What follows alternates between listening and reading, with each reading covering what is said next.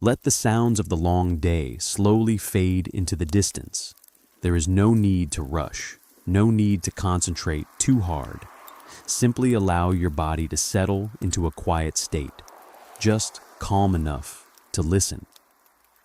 Because tonight, we are not entering this story through the light of distant stars or the dazzling imagery of the modern universe, but through something far older, far heavier, and far more real.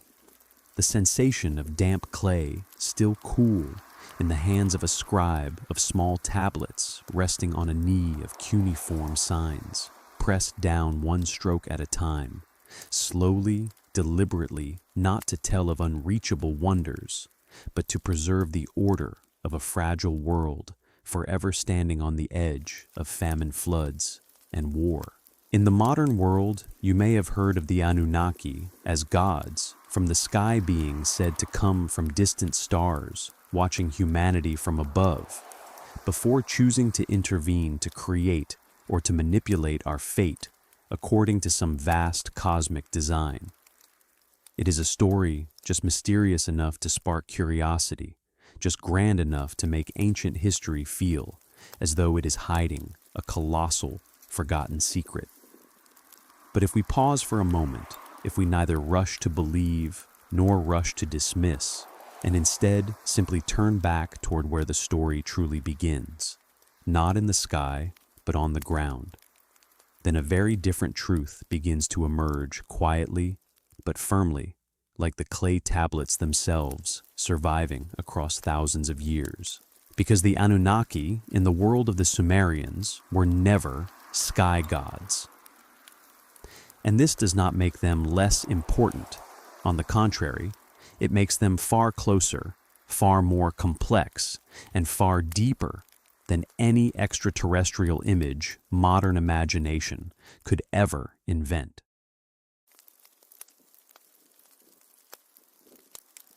If today you type the name Anunnaki into a search engine, chances are you will not encounter cuneiform translations or dry academic articles written by Assyriologists, but instead a flood of colorful images, towering beings standing before pyramids, diagrams of objects hovering above the ancient sky headlines, confidently declaring that the gods once came from outer space, and that human history cannot be explained without the intervention of extraterrestrial hands.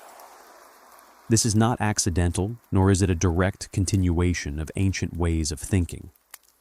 It is a distinctly modern product, a product of a world obsessed with the universe, with the question of whether we are alone, and with the desire to believe that our origins must be tied to something greater than humanity itself. For most of human history, the sky was not a physical space that could be measured, not a realm through which vessels or beings traveled, but a sacred layer of existence, a symbol of order, of supreme authority, of forces beyond human control. Only when modern science expanded our gaze beyond the Earth, when telescopes revealed distant galaxies, and humans began to leave their own atmosphere, did the sky gradually become equated with space. And from that moment, a quiet yet dangerous shift in meaning occurred. We began to look at the past through the eyes of the present, assuming that ancient people must have understood the world in the same way we do now. It is precisely from this shift in perspective that certain phrases appearing in modern translations, such as those who came down from the sky to the earth, were lifted out of their original religious and linguistic frameworks and reimagined as literal descriptions of physical movement, of descent, through space of interplanetary travel. Once detached from context language that originally functioned symbolically, was made to bear a weight it was never meant to carry. The result was not interpretation, but transformation. For the Sumerians, such expressions did not describe motion through a vacuum, nor journeys between celestial bodies. They referred to the manifestation of authority. The sky was not outer space.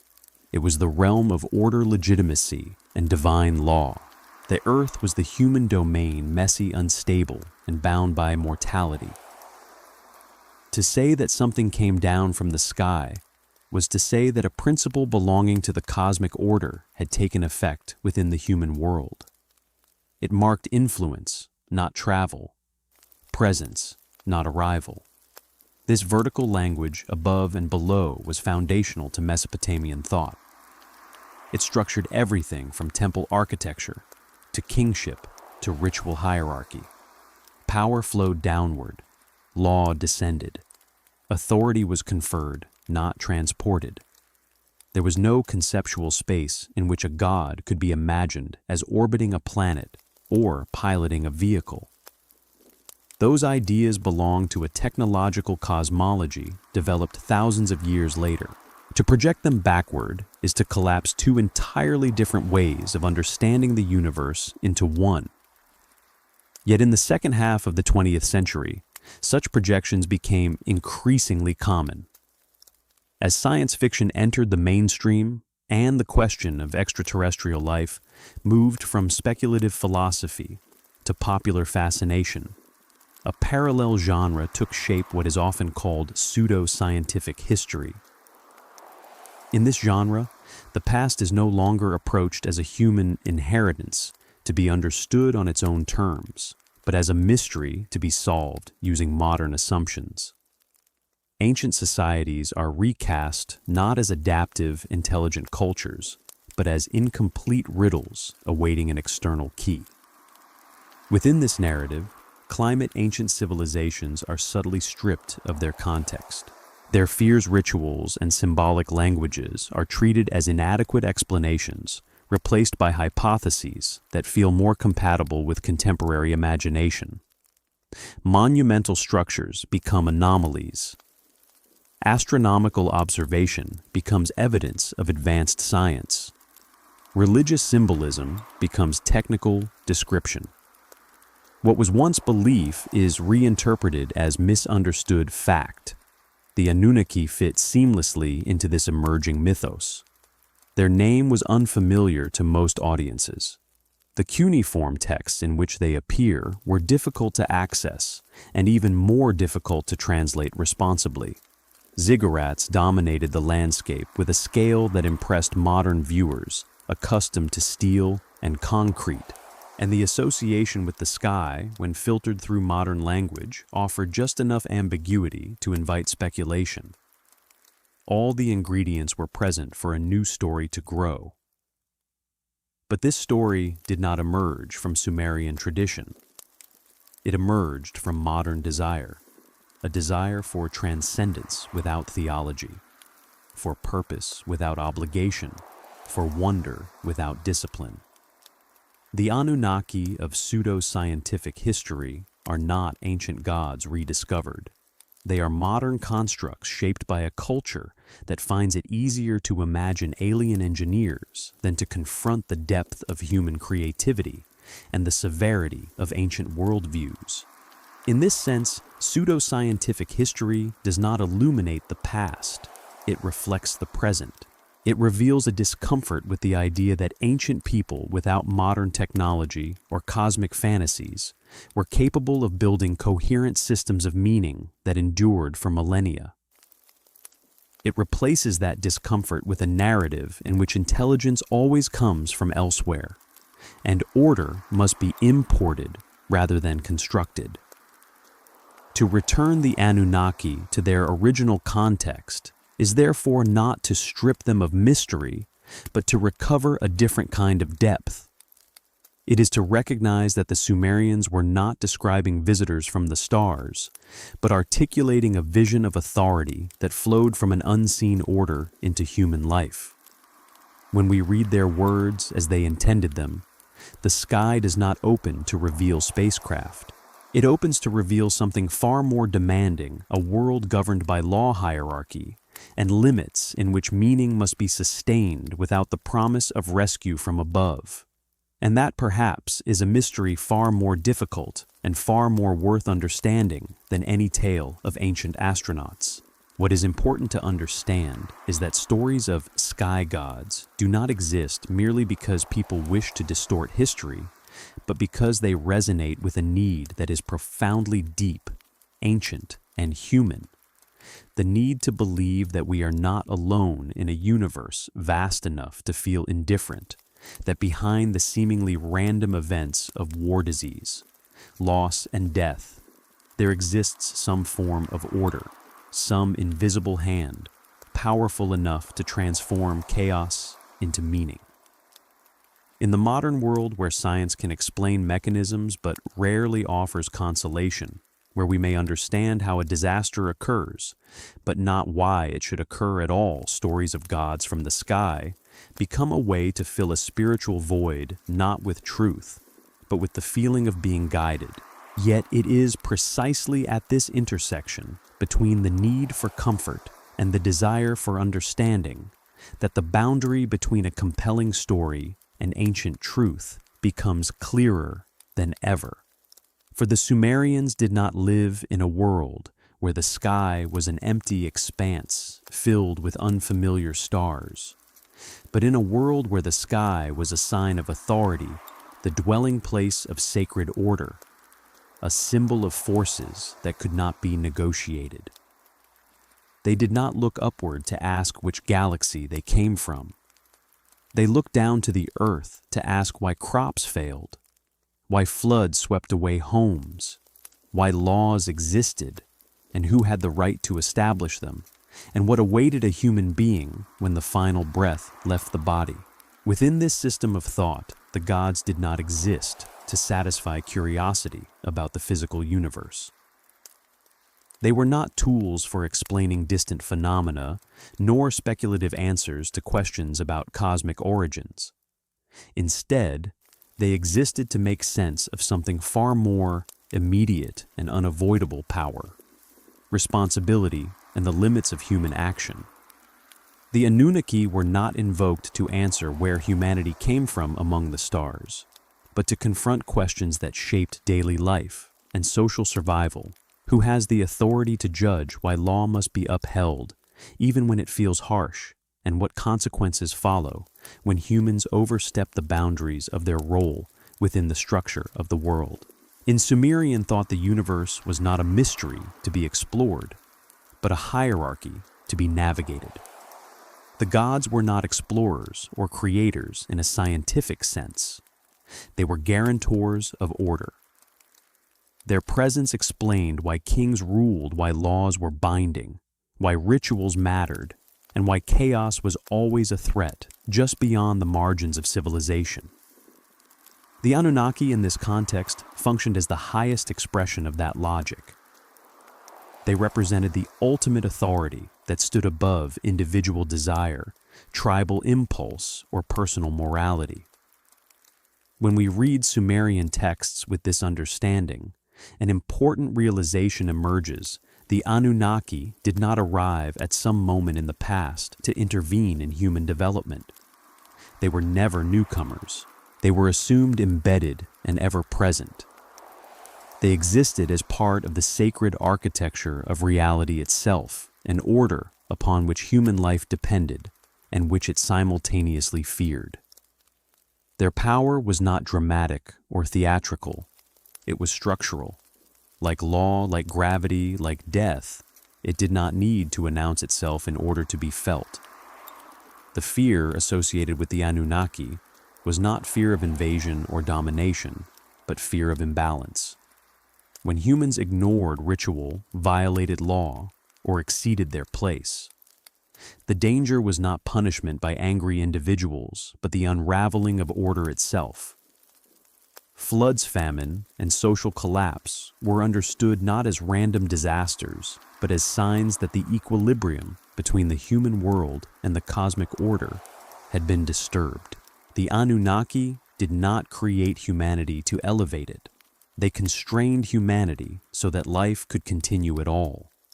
It is precisely here that modern reinterpretations do the greatest violence to the ancient worldview.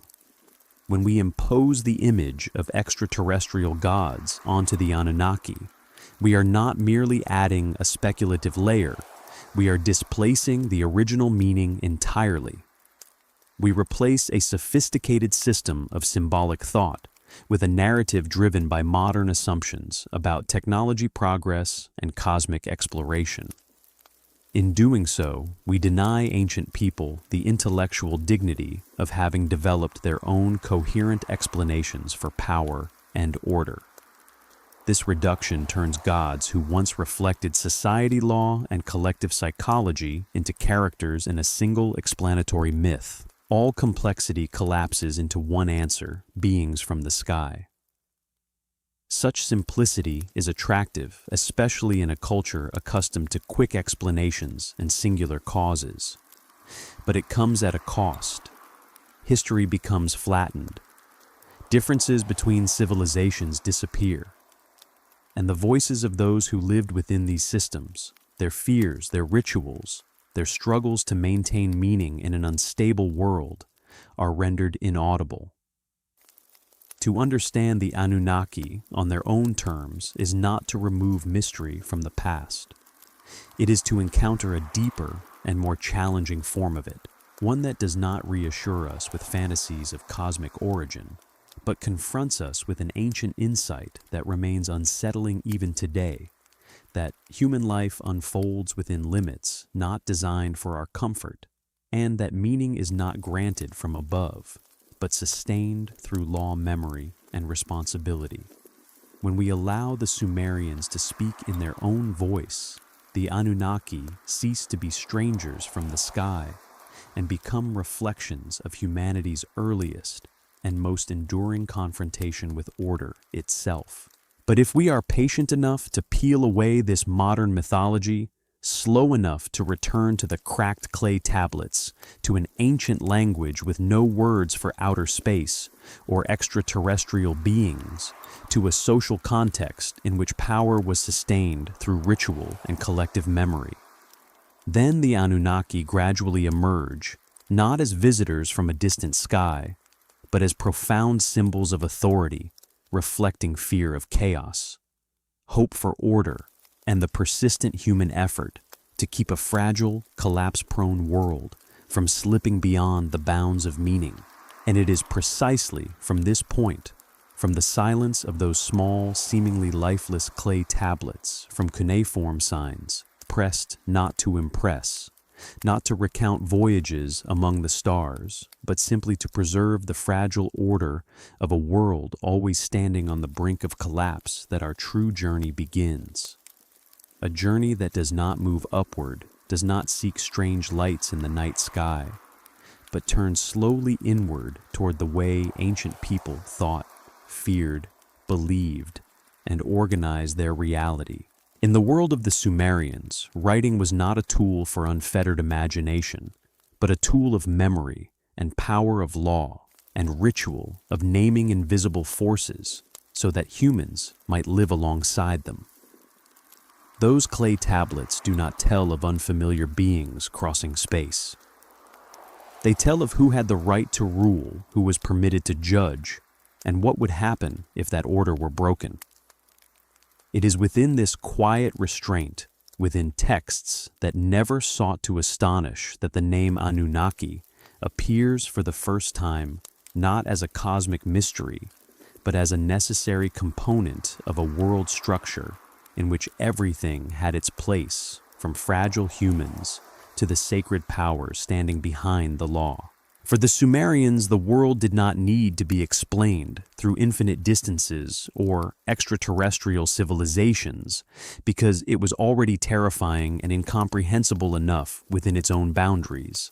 Floods could erase entire cities, harvests could fail after a single mistimed season disease, and war could wipe a family from collective memory, and death was always present as a non-negotiable end. In this context, the Anunnaki were not invoked to make the world more wondrous, but to make it endurable, to place chaos within a framework of order, even if that order was strict cold and at times cruel. And so, when we step away from modern images filled with artificial light and reconstructed spectacle, When we set aside questions of stars and alien life and enter the Sumerian world of thought through their own language texts and context, we do not lose wonder.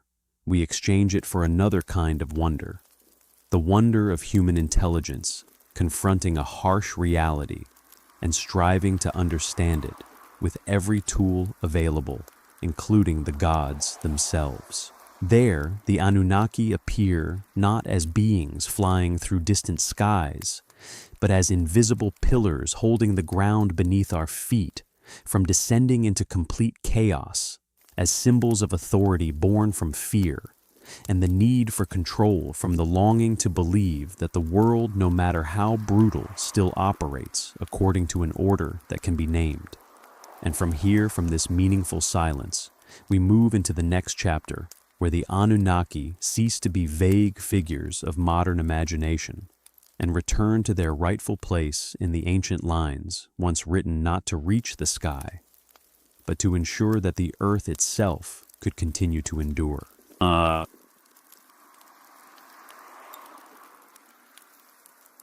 If we truly wish to encounter the Anunnaki as the Sumerians once knew them, there is no other path than to enter their language, not a language retold, simplified, or illustrated through modern imagery, but the rough, ancient language of cuneiform, where each impression carries with it a way of seeing the world fundamentally different from our own, and where the name Anunnaki was never written to provoke curiosity, but to define the position of power within a universe filled with uncertainty.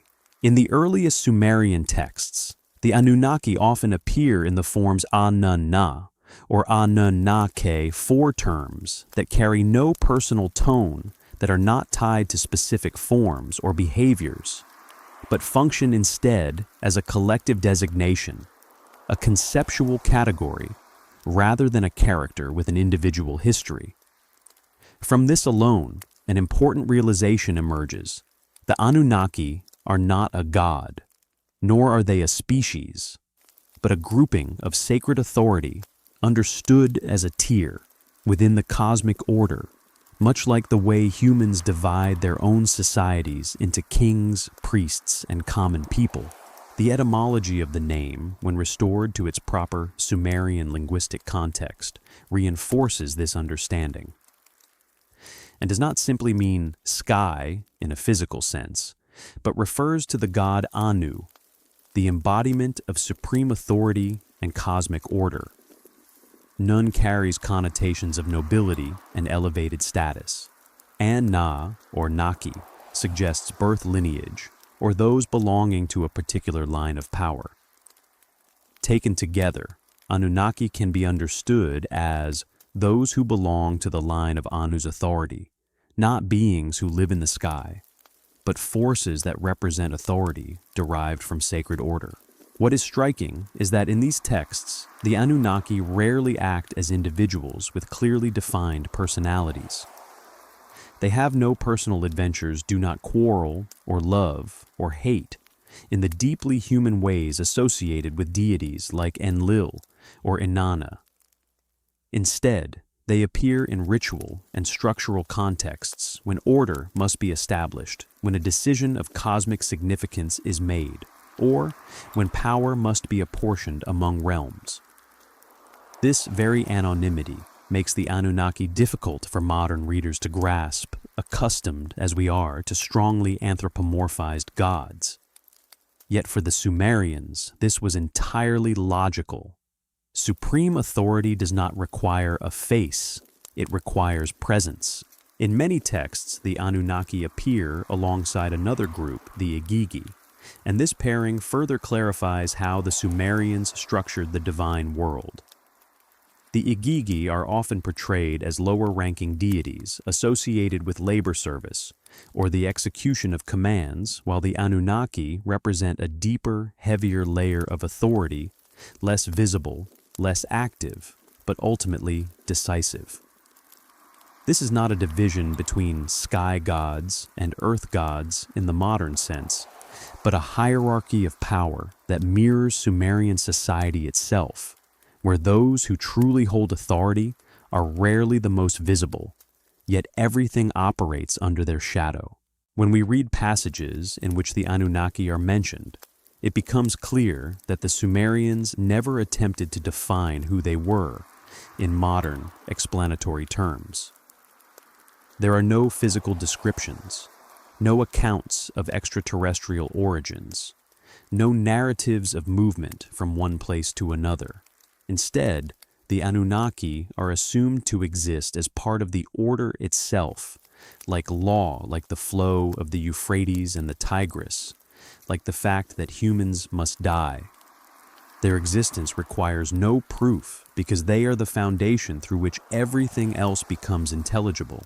Here, the difference between Sumerian and modern modes of thought becomes unmistakably clear. We tend to ask, where did they come from? Because in our world, origin defines essence. The Sumerians, however, were concerned with a different question. Where do they stand within the order of all things? And the answer for the Anunnaki lies not in space, but in position within the structure of authority, at the point where divine law and human fate intersect.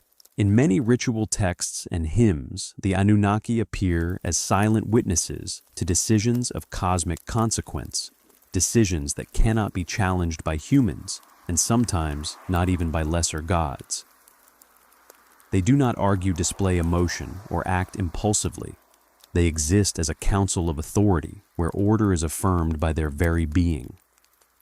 To invoke the Anunnaki in a text, therefore, is not an act of storytelling, but an act of establishment asserting that what is about to be spoken, decreed, or lamented carries sacred weight and cannot be reversed. This function explains why the Anunnaki are often mentioned at the most critical moments of the Sumerian worldview, particularly when the boundary between order and chaos grows thin. When a great god distributes authority, when a city is placed under divine protection, or when human destiny is bound to laws beyond individual will, the Anunnaki appear as the invisible foundation, ensuring that everything, however harsh, unfolds within a framework that remains endurable. For the Sumerians, the greatest terror was not strict law, but a world in which no law existed to cling to. For this reason, the Anunnaki did not need to be individualized. They required no personal narrative because they represented something beyond narrative itself, the structure within which all other stories could exist. In a society where political and religious power were tightly intertwined, where the king was seen as the earthly representative of sacred order, the concept of a collective tier of divine authority like the Anunnaki directly reflected how the Sumerians understood their own world. True power does not belong to those who speak the loudest, but to forces that rarely appear, yet cannot be denied. When compared to gods with more distinct personalities, this difference becomes even clearer. Deities associated with nature, war, or fertility are told through stories of conflict, desire, and failure because they help humans understand the world through empathy. The Anunnaki are different.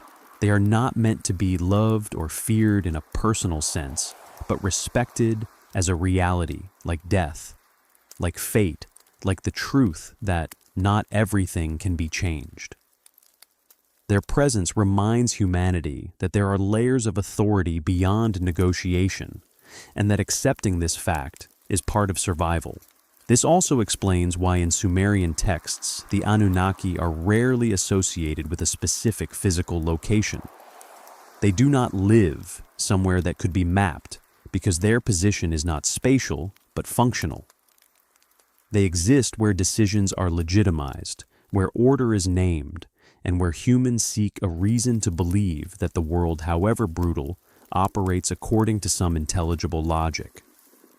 To assign them a physical dwelling in the sky or beyond the earth is therefore not merely inaccurate, but a fundamental misunderstanding of how divine language functions in Sumerian thought.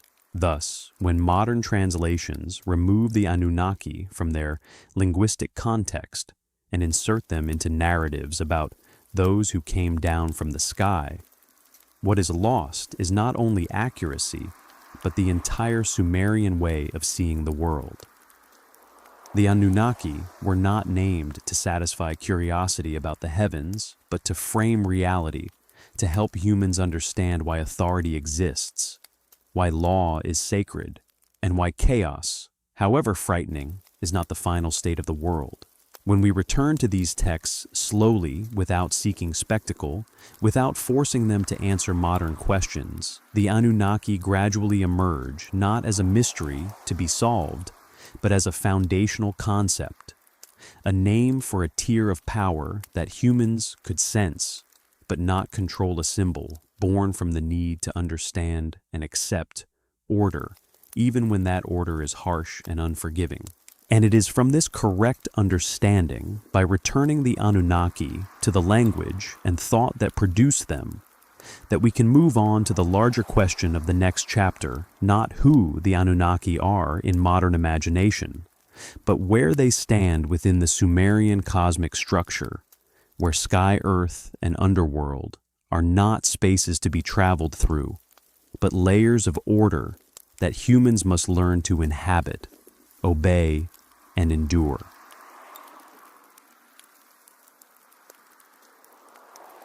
That sky, earth, underworld are not the universe. If in the previous chapter we restored the Anunnaki to their proper place within Sumerian language, and thought then, in this chapter, we need to take one more step, slow but more decisive than before, to understand the world to which the Anunnaki belong.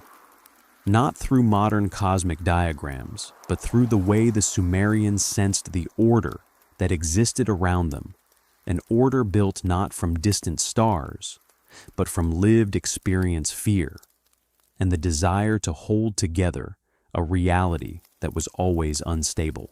In Sumerian, thought the world was not an infinite expanse waiting to be explored, not a mysterious realm opening endlessly above the human head, but a closed, layered structure in which each level of existence did not exist to satisfy curiosity, but to answer the most essential questions of life.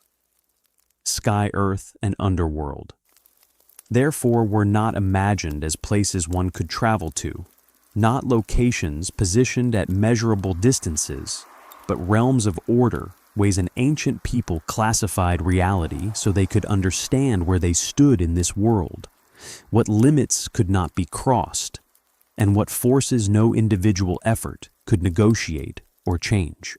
In that way of seeing, the cosmos did not expand outward beyond the human being. It was organized around the human being. Every level of existence related directly to life, to power, to death, and to the very concrete fears of a society that depended on rivers, harvests, and the fragile stability of city-states. When the Sumerians spoke of sky, they were not thinking of distant stars or cold emptiness, but of supreme authority, of the place where order was shaped, yet could not be questioned. When they spoke of earth, they meant not only physical ground, but the realm of action, conflict, law, and responsibility. The place where humans must live, work, obey, and bear consequences. And when they spoke of underworld, they were not describing a promised afterlife or a moral system of reward and punishment, but the realm of absolute ending, where all differences are erased and where the final order of existence is affirmed through silence. For that reason, the layers of the Sumerian cosmos did not exist independently. They were bound tightly to one another in a relationship both tense and necessary. Sky could not be separated from earth because authority has meaning only when it is exercised. Earth could not be separated from the underworld because every action leads to an end that cannot be avoided. And the underworld did not exist as a foreign land, but as a necessary part of the life cycle that humans must accept. The entire structure was like an invisible skeleton holding the world back from falling into total chaos, even as sudden disasters continued to strike. When we read Sumerian texts without carrying a modern astronomical map in our minds, without imposing concepts of three-dimensional space planets or an infinite universe, we begin to see that their cosmos did not expand outward horizontally, but closed in vertically, from supreme authority down to human life and ending in death.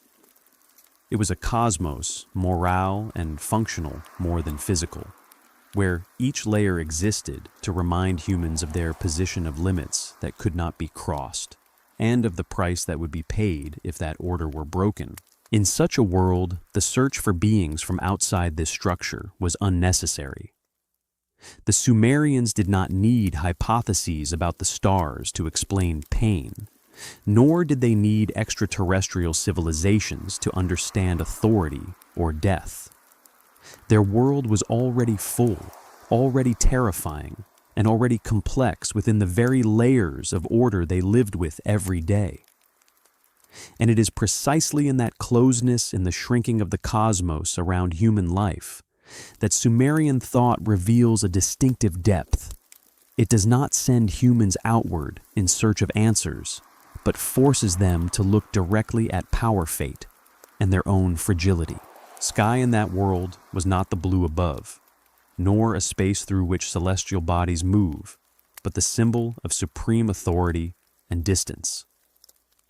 Anu, the god who represents sky, was not a deity who intervened constantly in daily life, nor the main character of dramatic myths.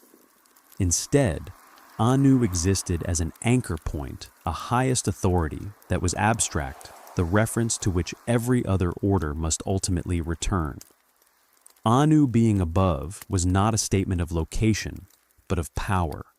He is high because no one can surpass him, no one can argue with him, and no one can compel him to explain. Below sky was earth, the realm where humans lived, and where most divine conflicts told in texts unfold. This was the realm of Enlil, the god of wind and air, and more than anything, the god of power in operation. If Anu represented authority that was supreme and distant, Enlil represented authority that was exercised. He grants laws, punishes, protects cities, and intervenes directly in the world's order when necessary. For that reason, Enlil appears more often closer and more frightening within Sumerian spiritual life, because his power does not exist merely as an idea, but can be felt through storms, war, and the collapse of city-states. Alongside Enlil stands Enki, the god of water wisdom and skill, who represents another kind of authority, softer, but no less important. If Enlil holds order through law and punishment, Enki keeps the world from collapsing through flexibility, by finding ways to save humanity from the overly harsh decisions of sacred order. In many stories, Enki appears as the one who understands humans best, not because he loves them in the modern sense, but because he understands that an order that is too rigid leads to destruction.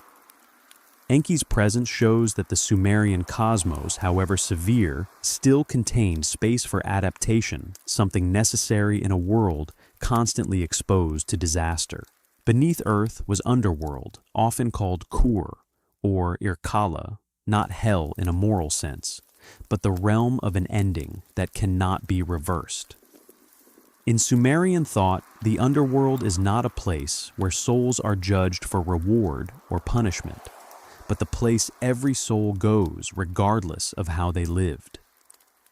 It is the realm of absolute leveling where social differences are erased, and where the only order that remains is the absence of hope. It is within this realm that the Anunnaki often appear as silent judges, not to weigh guilt and merit by modern ethical standards, but to confirm that the order of death is as strict and as non-negotiable as the order of life. When we view the entire structure, we begin to understand why calling the Anunnaki sky gods is such a serious distortion.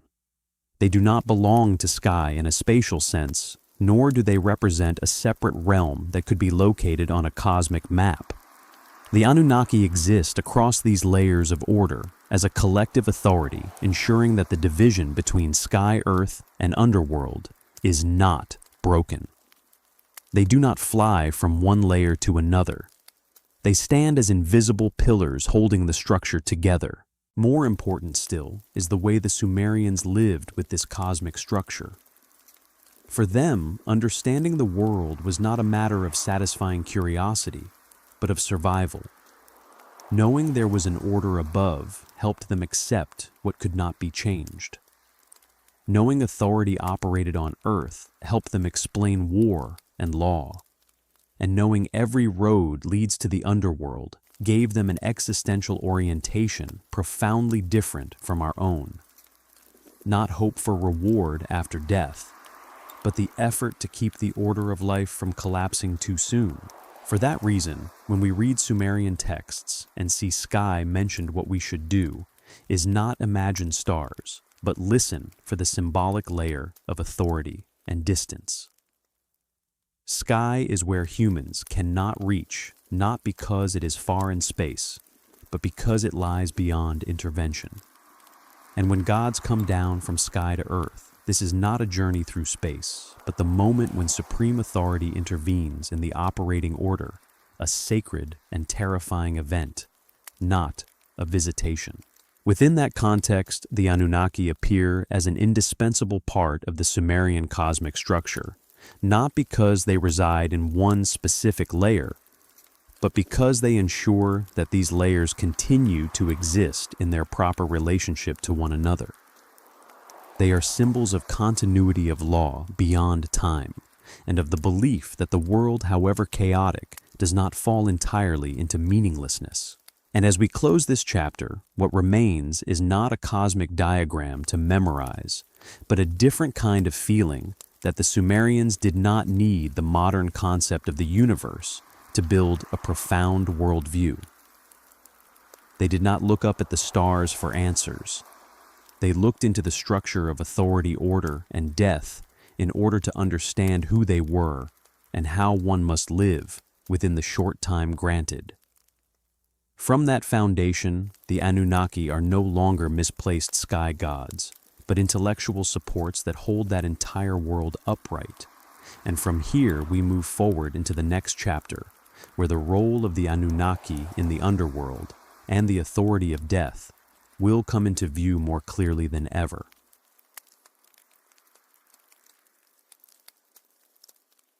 If in the previous chapters we have gradually stripped away modern misunderstandings to see the Anunnaki as a layer of authority bound to order, then in this chapter that picture becomes sharper and heavier, because the Anunnaki appear where every illusion of freedom, reward, or final choice dissolves the Sumerian underworld, which is not a destination of morality, but the stopping point of life.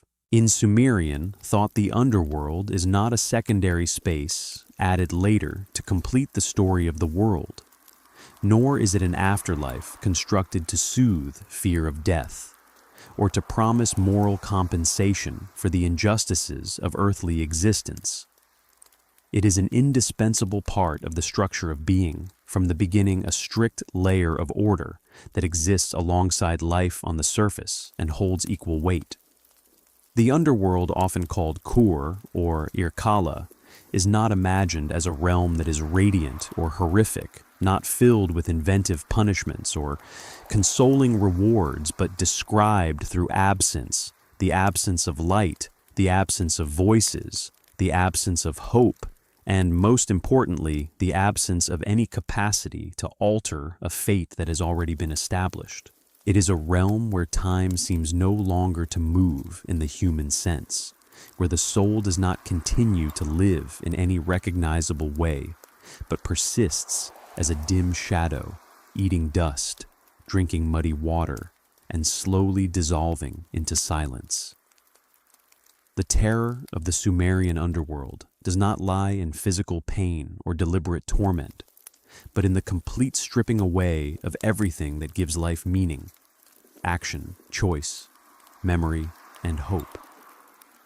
There is no progress there, no further falling, no chance to repair what has been broken, only the endless extension of a condition that has already ended. What is striking is that within this worldview, the underworld makes no distinctions. Every soul goes to the same place, whether it belonged to a king or a slave, whether it once held power over life and death, or lived an entire existence in anonymity. There is no system of reward and punishment based on personal morality like those found in many later religions, no heaven to hope for and no hell to fear in the ethical sense. It is precisely this absolute equality that makes the Sumerian underworld both cold and strangely familiar, because it reflects a truth that humans in any age struggle to accept. Death does not care about merit, and the universe has no obligation to be fair in the way we want it to be. In that context, the underworld is not a place where the injustices of life are resolved, but a place that asserts that life is the only realm in which meaning can exist. If there is no reward or punishment after death, then every action, every law, every effort to preserve order must carry its value within this world. That makes Sumerian earthly life heavy, but also profoundly serious, because there is no safety net on the other side to repair what has been damaged. The underworld in that view does not drive humans into despair. It forces them to face directly the fragility of the present. It is precisely the emptiness of the Sumerian underworld that throws the role of order into sharper relief. If the world beyond offers no hope, then order on the surface becomes all the more urgent. Law, ritual authority, and divine intervention in daily life are not meant to prepare a person for an eternal reward, but to keep this world, the only world with meaning, from collapsing into chaos too soon. The underworld, therefore, does not stand in opposition to life. It makes life more immediate, heavier, and impossible to treat lightly. In many texts, the image of Irkalla as a house with no exit is not a threat, but a stark description. The door of the underworld opens only one way, and once one steps through it, there is no negotiation, no exception. That decisiveness makes the underworld the most absolute layer of order in the entire Sumerian cosmos, because even powerful gods cannot easily break its laws. And this sends a clear message. If even the gods must respect the order of death, then humans cannot expect anything other than acceptance. And within that acceptance, the Sumerian underworld reveals its philosophical depth. It does not teach humans to hope for the world beyond. It teaches them to understand limits. It does not teach eternal reward. It teaches the value of the present. It does not promise absolute justice. It acknowledges the coldness of existence so that humans within the short span granted on Earth can still build order, meaning, and memory. In a universe like this, the underworld is not darkness opposed to light, but the silent foundation that makes the light of life appear more sharply defined. And it is here, within that layer of order, without hope, that the role of the Anunnaki as judges of the ending becomes easier to understand, not as punishers, but as gatekeepers of a truth that no one god or human can avoid. In that space, the Anunnaki do not appear as rulers of the sky or as superhuman beings soaring between realms, but as silent judges representing the irreversible nature of order. They do not need to act much, nor speak at length, because their presence alone is enough to confirm that what has occurred cannot be undone. The Anunnaki in the underworld do not resemble mercy or personal punishment, but an impersonal yet necessary authority, ensuring that death does not become chaos, that even an ending has its laws. One of the most revealing texts for understanding this role is the story of Inanna's descent, in which the goddess of love, war, and power enters the underworld, not to save anyone, but to confront an order that cannot be negotiated. As Inanna passes through each gate of Irkalla, she is stripped of every symbol of power, every piece of jewelry, every mark of status, until she stands naked before the throne of Ereshkigal, Queen of the Underworld. In that moment, Inanna is no longer a powerful deity of the surface, but a being required to submit to the laws of death, and it is the Anunnaki who confirm those laws. The Anunnaki's presence in this story is not dramatic, but it is decisive. They do not join the emotional conflict, do not display anger or pity, but stand as a council of judges, where every rule is applied with cold precision. When Inanna is condemned and killed, it is not because she is evil or morally wrong by modern standards, but because she has entered a realm where no one, not even a god, may violate order. This is not a lesson about sin. It is a lesson about limits that power may exist on earth, but it ends at the door of death. This reveals something crucial about how the Sumerians understood gods and order. The gods do not exist to rescue humans from death, but to affirm that death is part of an unavoidable order. The Anunnaki, as judges of the underworld, do not make the world morally fair. They make it structurally stable. The world would be chaos if death could be negotiated, if souls could return at will, if the final order of life were not guarded by strict laws. In other texts, the Anunnaki appear as those who determine the fate of souls, but not by weighing guilt and merit. Rather, by confirming the final position of each being within the order of existence.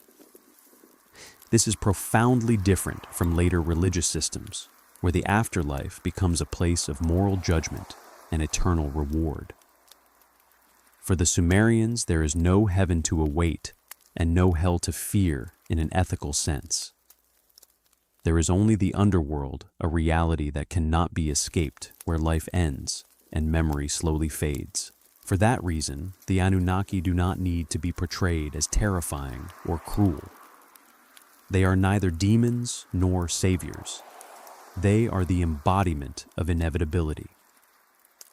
In a world where humans constantly faced floods, illness and war, accepting that death had its own order may have offered a strange kind of stability. At the very least, a person could believe that even if everything else collapsed, the world would not fall into total chaos, because there were laws that stood beyond individual life.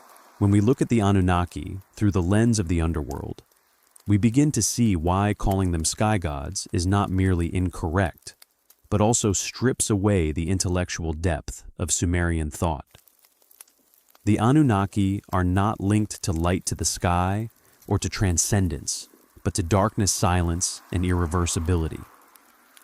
They do not represent the dream of escaping this world, but the acceptance that all existence has limits. In such a system, the sky is not a place to fly to, but a symbol of distant authority, while the underworld is where authority becomes absolute, because no one can leave it by will. The Anunnaki's presence in the underworld also reflects how the Sumerians understood their own society. In earthly life, supreme authority often rests in a council king's priests, elders, who may not always appear, but who hold final decision. The Anunnaki, as a divine council of the underworld, mirror that structure at a cosmic level where power does not need to be displayed loudly, but is affirmed through its unchallengeable nature. And when we accept this view, something interesting happens. The Anunnaki become more familiar, not because they are kind, but because they reflect a deeply human truth that people always try to impose order upon what they cannot control. The underworld, in all its coldness, is the final effort of human intelligence to give death structure law, and therefore a form of acceptability. As we close this chapter, what remains is not the image of terrifying gods ruling darkness, but a heavy and clarifying feeling that for the Sumerians, the Anunnaki were not beings who came down from the sky to grant knowledge or life, but gatekeepers of the last order, the place every road leads to and from which there is no return. In that role, they complete the Sumerian cosmos, a cosmos that does not need distant stars to be profound, because it is already deep when it places humans before the unavoidable truth of death. And from here, from the silence of the underworld and the quiet authority of the Anunnaki, we move into the next chapter, where architecture, ritual, and the Ziggurats on Earth will show how humans tried to connect with that order, not to fly into the sky, but to survive one more day in this world.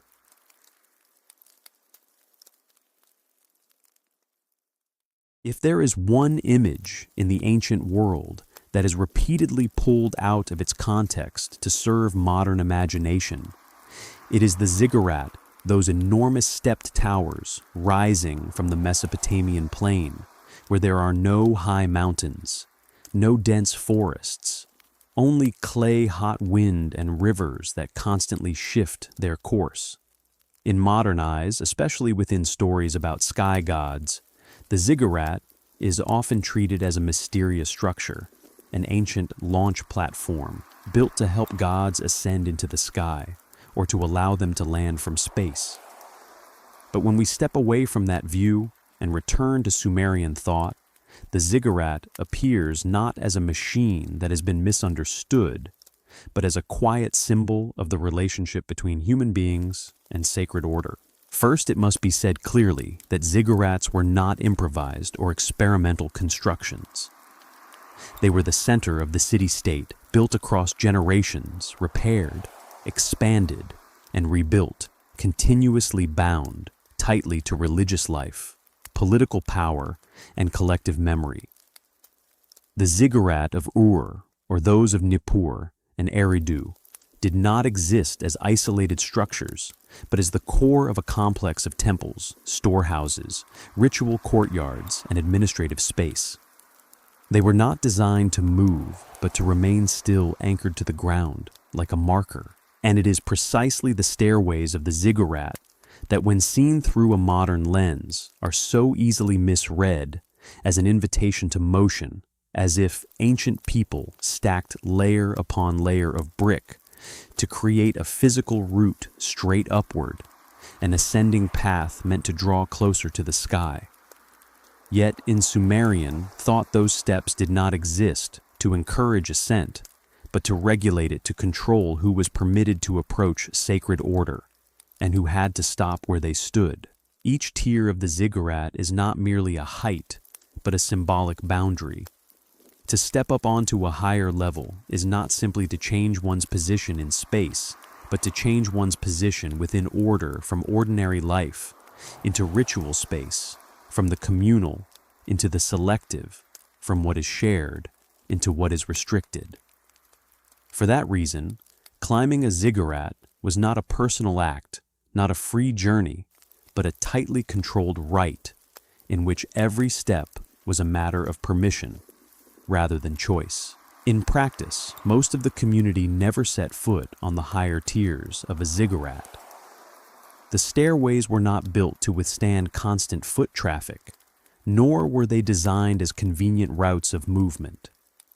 They were steep, narrow, and exposed under sun and wind, as if their very structure made one thing clear: this was not a road meant for people in general.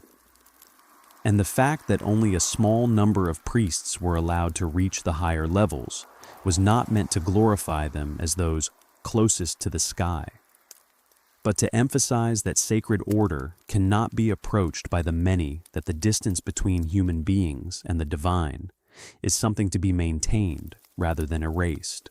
The summit of the ziggurat, where there is only a small shrine and almost no space for people to remain, makes this even clearer. If the purpose of a ziggurat were to go up, then its top would have to be a place of gathering, of movement, of regular activity. Yet, the reality is the opposite. The higher one goes, the narrower, the space becomes, the fainter human presence grows, and the more absolute the silence becomes. The summit is not a destination for human beings, but the stopping point, a place that reminds us there are limits that cannot be crossed no matter how high we build. In that context, the stairways of the ziggurat are not a stairway for gods to move up and down, but a stairway for awareness, a structure that compels humans to be conscious of their place in the world. Each step is a reminder that order exists in layers, that not everything can be accessed, and that the sacred does not lie in touching, but in being kept at the proper distance. This stands in complete contrast to modern imagination, where height is often linked to the desire to exceed limits, to conquer the sky, to break boundaries. The Sumerians did not build upward in order to surpass.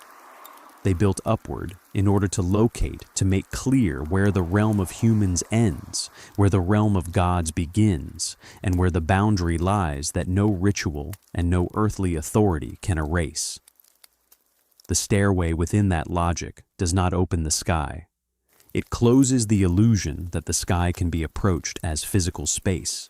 Thus, when modern stories interpret these steps as traces of a route connecting to heaven, what is misunderstood is not only architectural function, but the entire philosophy behind it.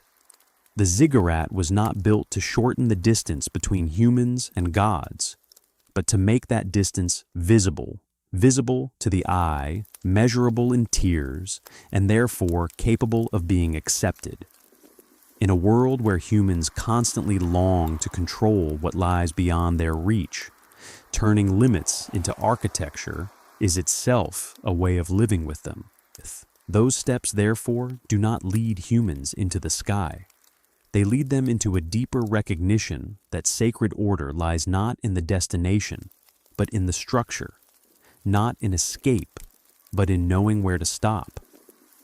And it is precisely in that stopping that the ziggurat fulfills its role not as a launch platform for sky gods, but as a monument built to remind humans that this world contains layers not meant to be conquered, but to be respected. It is here that the difference between Sumerian thought and modern imagination becomes unmistakable. Modern people often assume that if a structure is tall, it must have been built to reach or touch something above. But for the Sumerians, height did not mean conquest, it meant stratification. The higher one goes, the more restricted the space becomes, the fewer the permissions, the fainter human presence. The summit is not a place of assembly, but a place kept empty for the divine, empty in a symbolic sense, not a physical one. If ziggurats had truly been built for landing or takeoff, we would expect entirely different traces, heat-resistant surfaces, metallic frameworks, large open platforms, or evidence of technical mechanisms. But archaeology shows nothing of the kind. On the contrary, ziggurats were constructed primarily from mud brick, reinforced with bitumen intended to resist erosion and withstand time, not to endure dynamic loads or extreme heat. They were designed to last, not to operate. More importantly, ziggurats were never understood by the people who built them as places where gods arrived from somewhere else. They were not conceived as points of physical descent landing sites or gateways between planets. To the Sumerians, a god did not need to travel in space in order to be present. Divine presence was not mechanical. It was symbolic, ritual, and conditional. In ritual practice, a god did not fly down from the sky to stand upon the summit of a ziggurat. Instead, the god was invited to dwell there. That invitation took the form of prayer offerings, purification, and the careful performance of ceremony. Presence was established through correctness, not proximity. When the ritual was done properly, the god was present. When it was neglected or corrupted, the god withdrew. The ziggurat did not function as a destination for gods. It functioned as a framework within which presence could be recognized. This distinction is essential. In Sumerian thought, gods were not constrained by physical distance in the human sense. They occupied a different category of existence altogether. To imagine that a god required a vehicle, a trajectory, or a point of arrival is to impose a modern technological understanding of movement onto a culture that conceived divinity in symbolic and hierarchical terms. The idea of a ziggurat as a launch platform therefore tells us far more about contemporary fascination with rockets and space travel than it does about Mesopotamian religion. The vertical structure of the ziggurat was not a ladder for gods to climb, but a visual metaphor. Its tiers represented cosmic order, Earth below the domain of humans, the elevated middle associated with ritual mediation, and the uppermost sanctuary marking the boundary where human authority ended and divine authority began. The height did not invite descent, it expressed separation. It reminded those below that the divine was not accessible on human terms. Equally important is the political function of the ziggurat. Constructing and maintaining such a structure required extraordinary coordination, thousands of laborers, vast quantities of materials, administrative planning, and the preservation of architectural knowledge across generations. A ziggurat could not exist without a functioning state. When a king rebuilt or expanded one, he was not claiming to have opened a portal to the heavens. He was making a public declaration of legitimacy. By restoring the ziggurat, the ruler presented himself as the guardian of sacred order. He demonstrated that he could mobilize labor-secure resources and uphold ritual obligations. In doing so, he reaffirmed the bond between the city and its patron deity, not through innovation, but through continuity. The message was not one of discovery, but of preservation, not progress, but stability. The ziggurat thus stood as a monument to order, maintained not to knowledge gained. It symbolized a world that remained coherent because humans fulfilled their roles, respected limits, and honored inherited structures. To reinterpret it as evidence of technological breakthrough or extraterrestrial contact is to invert its meaning entirely. Where the Sumerians saw responsibility, modern imagination sees escape. Where they emphasized maintenance, we project innovation. In the end, the ziggurat does not point outward to the stars. It points inward to a society's understanding of itself. It is a declaration that the world holds together only as long as humans remember their place within it. And in that sense, the ziggurat is not a relic of forgotten technology, but a testament to one of humanity's earliest and most enduring insights that order must be built, sustained, and defended, not discovered or delivered from above.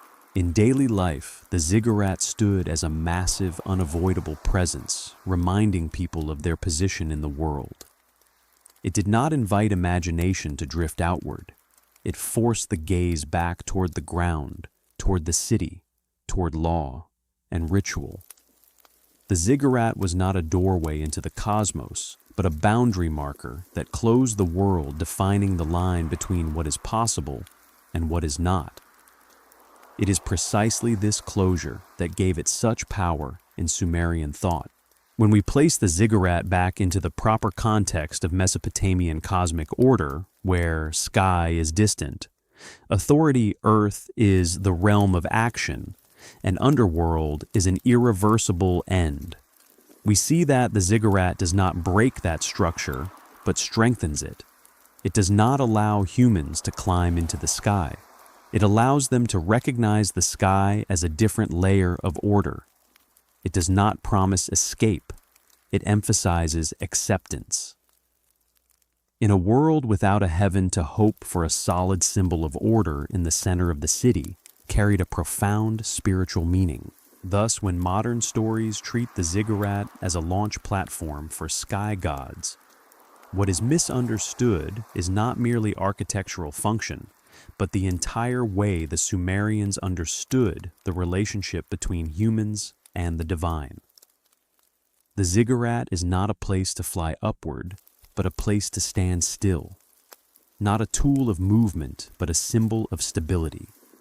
Not evidence of lost technology, but evidence of a way of thinking that valued order as the most precious thing in a world always on the verge of chaos. And as we close this chapter, the ziggurat no longer appears as a mystery that must be solved through extraterrestrial hypotheses, but as a quiet reminder from the past that human beings once built great works not to escape the world, but to live with it, to place chaos within a frame, and to affirm that even if we cannot touch the divine, we can still create symbols strong enough to keep order alive. And from that foundation, we move into the next chapter, where modern errors of thought in looking at antiquity will be laid bare more clearly, so we can see why launch platforms exist only in our imagination and not in the world of the Sumerians.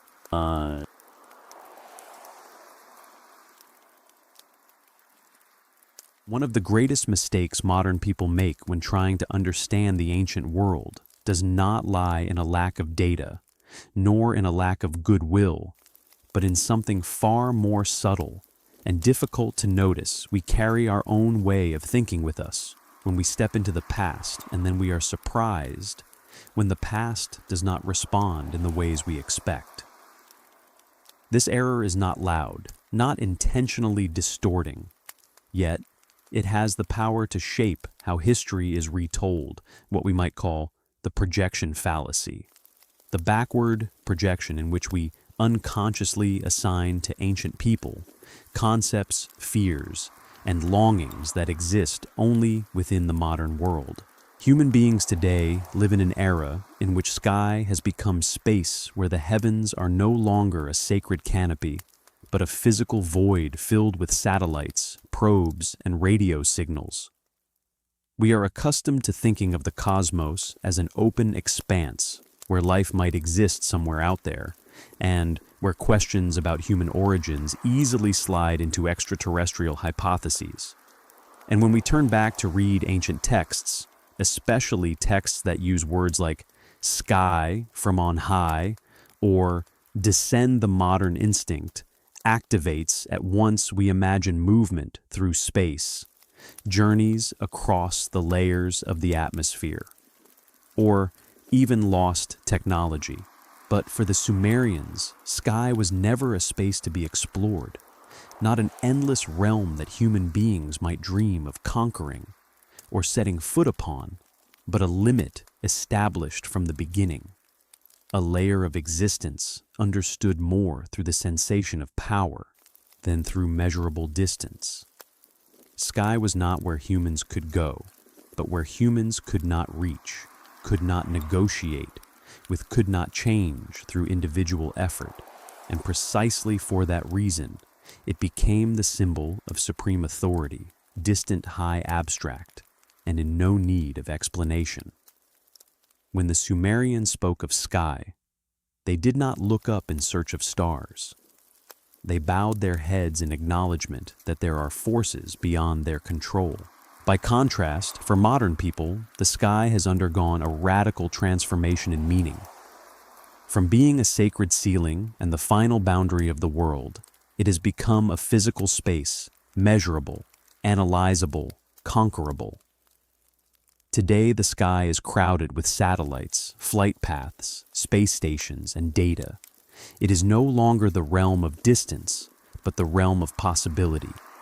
We are accustomed to thinking that with enough technology, enough knowledge, and enough time, no limit is truly insurmountable. And it is precisely this habit that makes ancient texts difficult for us, because we unconsciously assume every civilization must have looked at the sky as an invitation, whereas for the Sumerians, it was a reminder of limitation. This difference is not only a matter of knowledge, it is a matter of lived posture. Modern people inhabit a world where natural disasters can be forecast, disease can be treated, and death often arrives later, slower, less present in daily life. And so we have the mental room to ask abstract questions about cosmic origins, about life beyond Earth, about humanity's place within a vast cosmos. The Sumerians did not have that privilege. They lived in a world where floods could erase an entire city-state, within a season where drought could bring famine and unrest, and where death was always near, always real, always impossible to postpone. In such a context, the sky is not a question, but an answer to why human beings cannot control everything. That is why when the Sumerians said a power came from the sky, they were not describing physical movement, not imagining a journey through layers of air, but stating that this authority originates beyond human society, beyond challenge or repeal. Sky, in this sense, functions much like the way people today speak of the system, the mechanism, or the rules of the game. Things that shape individual life, yet cannot be altered by any single individual. When we hear from the sky down and think of travel, we are unconsciously replacing a language of authority with a language of space, and it is at that point of substitution that modern error takes root. This mismatch becomes even clearer when we consider the questions each age tends to ask. Modern humanity is haunted by origin and position. Where did we come from? How did the universe begin? Is there anyone else out there? These questions reflect a world in which many basic needs of survival are secured, allowing the human mind to turn outward beyond immediate anxieties. The Sumerians did not live under those conditions. Their questions did not rise toward distant skies, but turned inward toward social structure and existential order. How does a city-state avoid collapse? Who has the right to make laws? Why do disasters happen? And what awaits a human being after death? When we impose modern questions onto ancient texts, we do not merely misunderstand the answers, we misunderstand the entire logic of the questions. We search for cosmic knowledge in texts written to explain authority and order. We expect reflections on space in a world where sky was never space. And when we fail to find what we hoped for, we conclude that something must be hidden, an extraterrestrial secret, a lost technology, instead of accepting that we are asking the wrong question.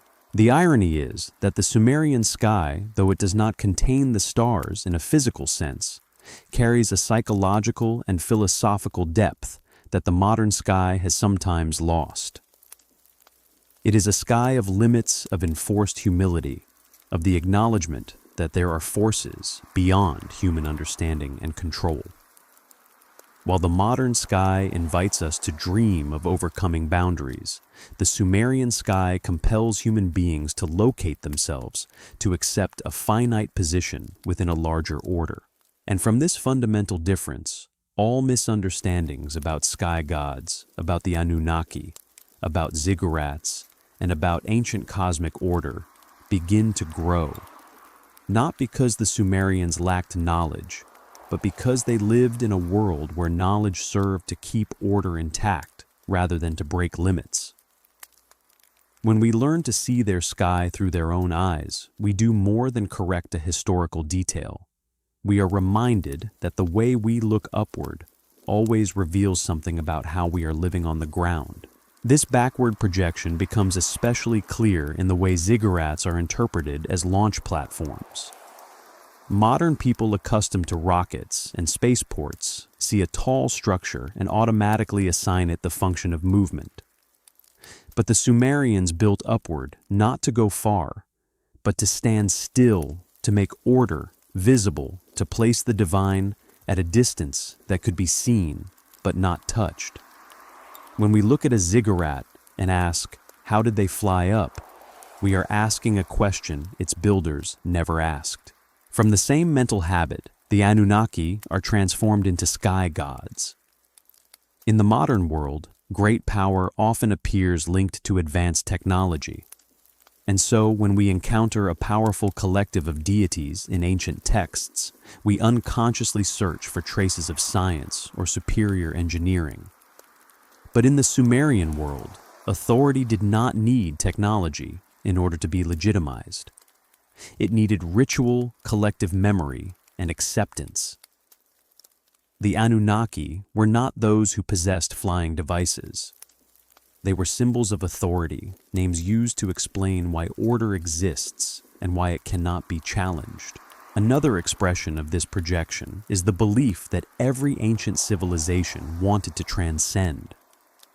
We live in an age where progress is measured by breaking limits, where rising and going farther are treated as natural goals. But for the Sumerians, survival itself was an achievement. In a world where disaster could erase a city-state, keeping order intact for one more generation was already something worth longing for. They did not seek to leave this world. They sought to endure it. When we attribute to them the desire to conquer the sky, we are reading into the past a psychology that appeared very late in human history. The danger of modern error lies not only in the creation of false stories, but in how it impoverishes the ancient world. When every mystery is explained by extraterrestrial hypotheses, we no longer need to understand the social structure, collective psychology, or intellectual systems that produce those buildings and texts.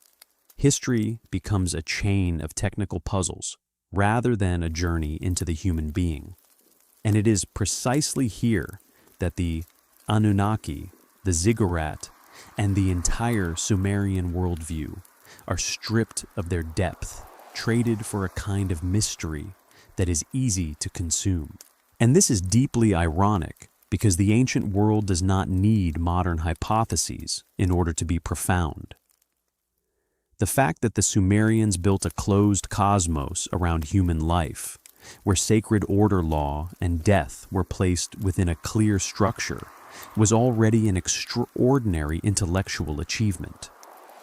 They did not need to know how many light years away the stars were. They needed to know why laws must be obeyed, and why order must be upheld even when death is unavoidable. When we view them through a modern lens, we may miss what truly makes that achievement great.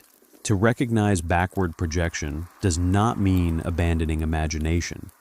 It means learning to place it where it belongs.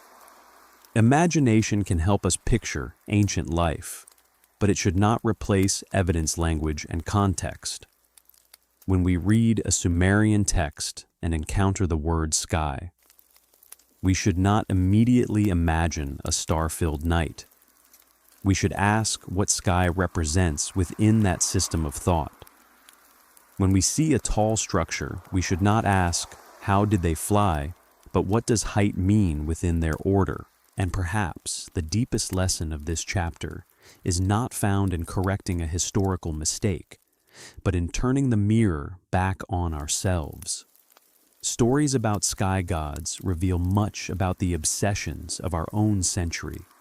Our fear of loneliness in a vast universe, our longing to have been created by a higher intelligence, our desire to believe that history follows a grand script rather than randomness.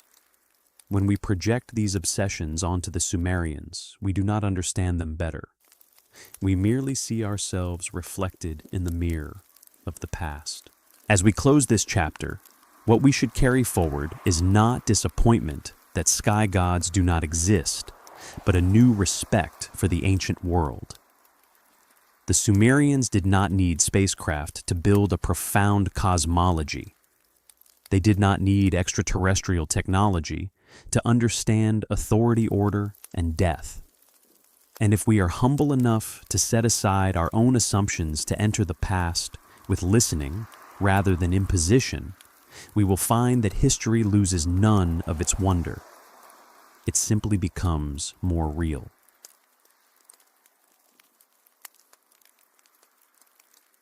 If there is a moment in this journey when the distance between academic research and popular imagination becomes most unmistakable. It is precisely when the name Anunnaki steps out of ancient clay tablets and enters the world of ancient aliens. Here, the Anunnaki are no longer a concept bound to order, authority, and sacred law, but are remade into beings from distant stars, owners of superior technology, and cosmic engineers who directly intervened in the formation of humankind. This transformation does not happen because the Sumerian texts demand it, but because the modern world, with its obsession with the cosmos and with loneliness, wants a story like that. If there is a moment in this entire journey when the distance between academic research and popular imagination becomes impossible to ignore, it is precisely when the name Anunnaki steps out of ancient clay tablets and enters the world of ancient aliens. At that point, something subtle but decisive happens. The Anunnaki are no longer treated as a concept embedded in law hierarchy and sacred order.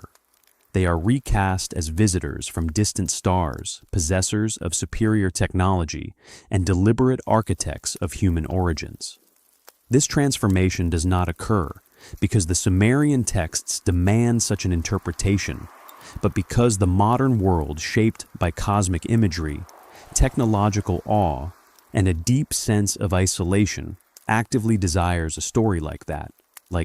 To understand this shift, one must begin with a basic clarification. Ancient Aliens is not a field of historical inquiry. It is a narrative genre. Its primary goal is not understanding, but engagement. It does not proceed by reconstructing original languages, situating texts within ritual practice, or tracing how concepts evolve over centuries. Instead, it operates by asking questions designed to provoke wonder, then filling the resulting gaps with speculation.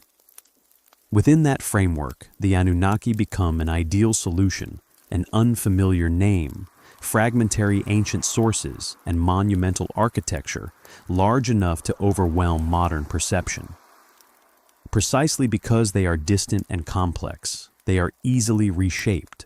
In doing so, the Anunnaki become a textbook example of what happens when mystery is pursued at the expense of method. In scholarly research, obscurity invites patience. In popular myth-making, it invites invention. Where Assyriology asks how a term functions within a symbolic system, Ancient Aliens asks what else it could possibly mean. And the more exotic the answer, the better it performs. The narrative often begins with a question that sounds reasonable on its surface. How could ancient people build structures of such scale? How could they track planetary movements with such precision? How could they develop complex legal systems, mathematics, and urban planning without modern tools? But instead of following these questions into the slow, demanding terrain of human labor, generational knowledge, ecological necessity, and social organization, the story pivots quickly toward a simpler conclusion.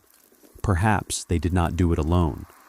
At this moment, the Anunnaki enter, not as a hypothesis supported by evidence, but as a shortcut. Their presence resolves difficulty by bypassing it. Rather than asking how intelligence accumulates over centuries, or how societies organize massive collective effort, the explanation becomes external intervention. Complexity is replaced with spectacle. History becomes implausible, and aliens become necessary. The most fundamental difference between historical scholarship and Ancient Aliens lies in how each treats evidence. For Assyriologists, a cuneiform tablet is not a container of isolated statements, but part of a dense linguistic ritual and social network. A word translated as sky cannot be understood without knowing whether it refers to physical height, divine authority, cosmic order, or symbolic separation. Meaning is layered, contextual, and constrained by how ancient people actually thought. In the logic of Ancient Aliens, by contrast, resemblance is enough. A term that sounds elevated or distant can be linked to outer space regardless of whether the culture that produced it had any concept comparable to modern astronomy. A metaphor becomes a literal description. Symbolic language is flattened into technical reportage. The result is not interpretation, but rebranding. This is why in scholarship the Anunnaki appear as a collective authority, abstract, hierarchical, tied to law and fate, while in Ancient Aliens they become individualized beings with bodies, intentions, tools, and long-term plans. This personalization does not come from the ancient sources. It comes from modern storytelling conventions where audiences are more comfortable with characters than with systems. Characters have motives, systems have consequences, and consequences are harder to dramatize. The cost of this transformation is immense. When the Anunnaki are reduced to extraterrestrial engineers, the symbolic depth of the Sumerian worldview disappears. Law becomes technology. Authority becomes physical dominance. Fate becomes a genetic experiment. What remains is a story that feels exciting, but explains very little about how ancient societies actually understood themselves. Equally important is how these two approaches treat ancient intelligence. Historical scholarship begins from a position of respect. Ancient humans were cognitively modern, capable of abstraction innovation and complex social organization. Their technologies reflect their environments, not their limitations. Their achievements are human achievements. Ancient Aliens, however, often begins implicitly or explicitly from the opposite assumption. The structures are too large. The knowledge is too advanced. The organization is too precise. Therefore, humans alone could not have done it. Even when not stated outright, this logic diminishes ancient agency. It turns civilizations into recipients rather than creators, beneficiaries rather than thinkers. The irony is striking. Programs that claim to expand the mind often end up narrowing it.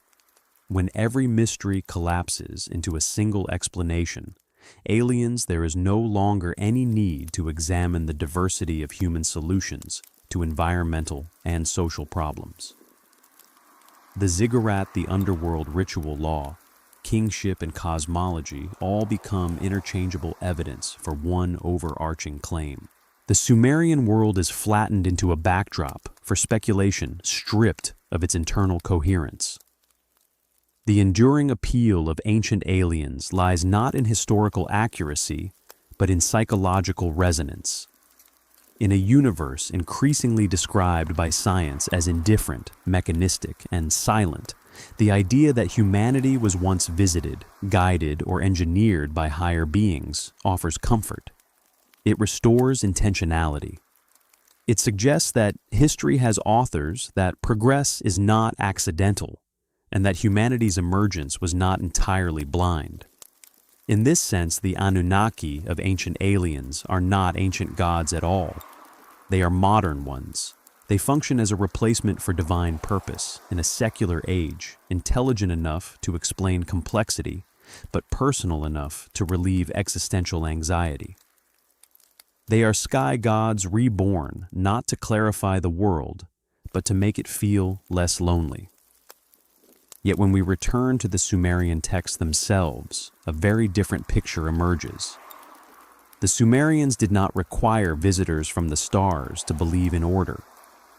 They did not seek comfort in the idea that humanity was specially designed.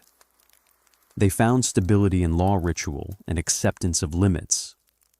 The Anunnaki in that context do not elevate humanity, they constrain it. They do not grant knowledge, they enforce boundaries. And it is precisely those boundaries that allow society to persist. When placed side by side, the scholarly Anunnaki and the Anunnaki of Ancient Aliens reveal not just a disagreement about the past, but a deeper divide about how humans search for meaning. One path looks inward to history language and human adaptability. The other looks outward to imagined intelligences that relieve us of responsibility for our own complexity. On television, the second path often wins not because it is stronger, but because it is easier. The real danger is not that entertainment tells fictional stories. It is that those stories quietly replace history in collective memory. When the Anunnaki are remembered primarily as extraterrestrials, rather than as a Sumerian concept of authority and order, we lose more than accuracy. We lose insight. We lose a chance to understand how one of the earliest civilizations confronted chaos without promises of redemption. And perhaps this is the most important realization of all. The Sumerian world is not less mysterious than the universe imagined by ancient aliens. It is more demanding, a civilization that constructed a worldview with no paradise, no salvation, no moral guarantee, yet still chose to preserve law, memory, and social cohesion, achieved something extraordinary. That achievement does not need aliens to make it impressive. It only needs to be taken seriously.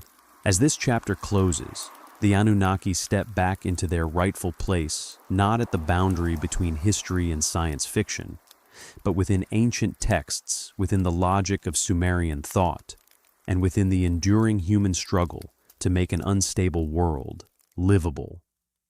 Ancient aliens may continue to offer captivating narratives, but if the goal is understanding rather than distraction, we must learn to distinguish between what excites our curiosity and what deepens our knowledge.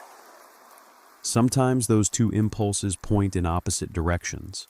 The fundamental difference between historical scholarship and ancient aliens lies in how each treats evidence. For Assyriologists, a cuneiform text cannot be reduced to a single extracted line and read through a modern meaning. It must be placed within the full context of language, ritual, society, and time. A word like sky cannot be understood unless one knows how it functions within the Sumerian system of thought. By contrast, in the logic of ancient aliens, a word that sounds high distant or from above down is enough to suggest outer space, regardless of the fact that the writer of the text never possessed a concept of space in that sense. That is why in scholarship, the Anunnaki are a collective authority, vague abstract, tied to order and law, while the Anunnaki of ancient aliens become specific individuals with bodies, wills, goals, and technology. This personalization does not come from the ancient texts. It comes from modern narrative needs, where audiences more easily engage with characters who have clear motives. But the price of that easy clarity is the erasure of the entire symbolic depth of the Sumerian world. Another crucial difference lies in how the two approaches judge the intelligence of ancient people, and this difference reaches far beyond academic debate. Historical scholarship begins from a foundational assumption that ancient humans were fully intelligent within their own historical and environmental contexts.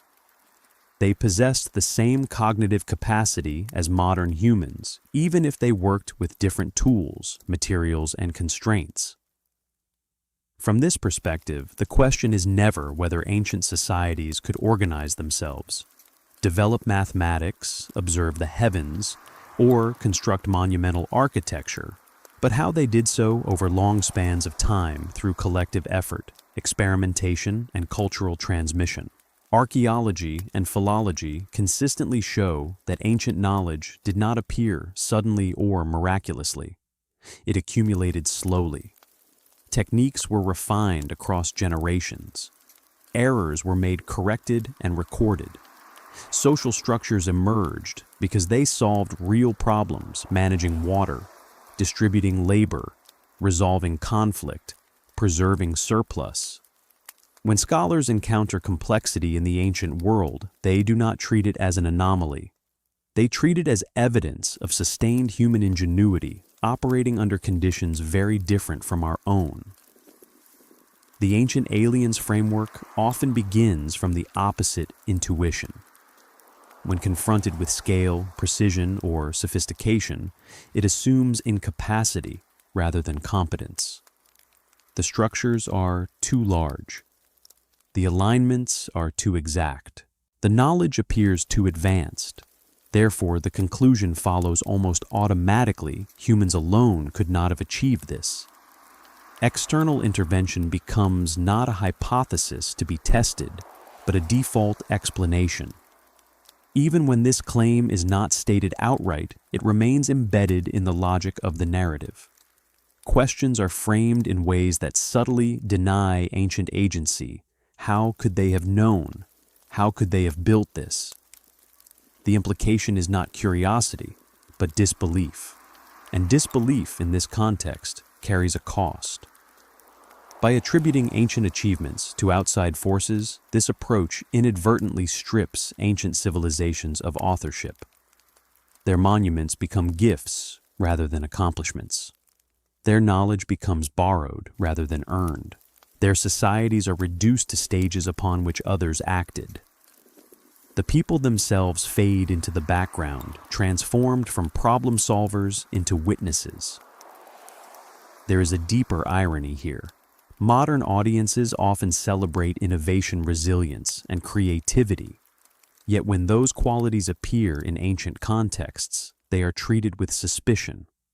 Instead of asking what human intelligence can accomplish under scarcity, uncertainty, and environmental pressure, the ancient aliens narrative assumes that intelligence must resemble modern technology to be valid. Anything that looks too impressive without visible machinery becomes impossible. This reflects not respect for the past, but projection from the present. We measure ancient people against modern tools rather than against human capability itself. We forget that complex organization does not require electricity, and precise observation does not require digital instruments. It requires time-memory coordination and motivation, all of which ancient societies possessed in abundance. Historical scholarship, by contrast, restores agency to ancient people. It recognizes that intelligence expresses itself differently depending on context. A society that masters irrigation calendar systems, law codes, and monumental construction without modern infrastructure is not less intelligent, it is differently intelligent. Its achievements are not miracles, they are solutions. In this light, the most troubling implication of the ancient aliens' approach is not that it introduces speculative ideas, but that it subtly rewrites human history as a story in which progress requires intervention. It suggests that humanity left to itself is incapable of greatness. And that suggestion is far more radical and far more dismissive than any ancient myth. To take ancient people seriously is to accept that they were thinkers, planners, and innovators who worked within real limits and still produced enduring structures of meaning. When we deny them that credit, we do not elevate the past into mystery, we reduce it into dependency. And in doing so, we lose one of history's most important lessons, that human intelligence, even without modern tools, has always been sufficient to build worlds. The irony is that ancient aliens often claims to expand the mind, while in practice it narrows it. When every question can be answered by a single hypothesis, aliens, there is no longer any need to study the details of history, society, or human psychology. The Anunnaki, the Ziggurat law ritual, and the Underworld are all pulled into one explanatory axis, making the Sumerian world so simplified that it loses the very thing that makes it unique. The appeal of ancient aliens lies not in accuracy, but in its ability to meet deeply modern anxieties. In a universe increasingly described by science as cold and indifferent, the idea that humanity was once visited or created by higher beings offers a kind of comfort, that we have a place in a story larger than ourselves, that history is not entirely random. The Anunnaki in this role become the modern age's sky gods, not to explain the world, but to soothe existential unease. But if we return to the Sumerian texts, a different truth emerges. The Sumerians did not need aliens in order to feel that the world had order. They did not seek comfort in the idea of being created by a cosmic intelligence, but in believing that laws, rituals, and sacred order could keep the world from falling into chaos. The Anunnaki in that world do not bestow technology, do not teach humans how to build. They establish limits, and it is precisely those limits that enable society to endure. When we compare these two perspectives, we see that the confrontation between the scholarly Anunnaki and the Anunnaki of ancient aliens is not simply a debate between right and wrong, but between two ways human beings search for meaning. One side seeks meaning in the complexity of history and in human adaptability. The other seeks meaning in the hypothesis that we are not alone and not self-made. And within that choice, Ancient Aliens wins on television, not because it is more convincing, but because it is easier to believe. The greatest danger is not that an entertainment program tells imagined stories, but that those stories gradually replace history in collective memory.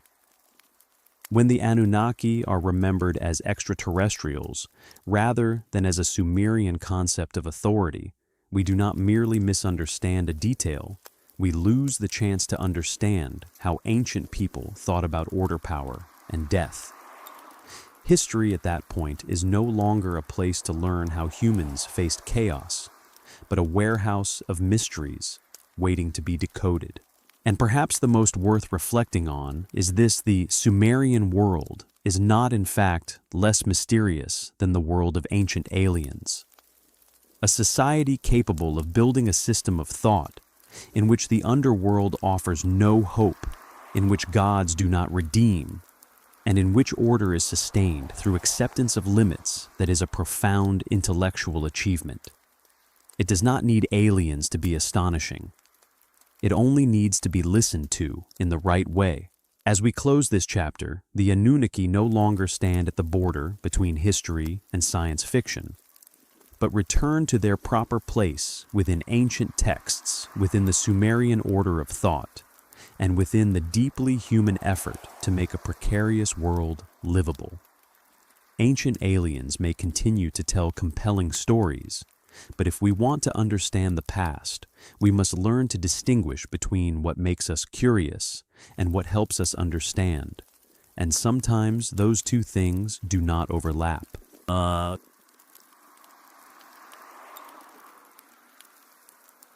After passing through layers of modern misunderstanding, after dismantling the image of sky gods arriving from the cosmos and restoring the Anunnaki to their proper context of Sumerian language, architecture, cosmology, and ritual, the final and most important question is no longer who the Anunnaki were, but what the Anunnaki represented.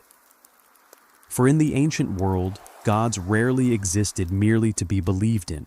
They existed to work to keep a fragile order from collapsing under the constant pressure of natural disaster, violence, and ever-present death.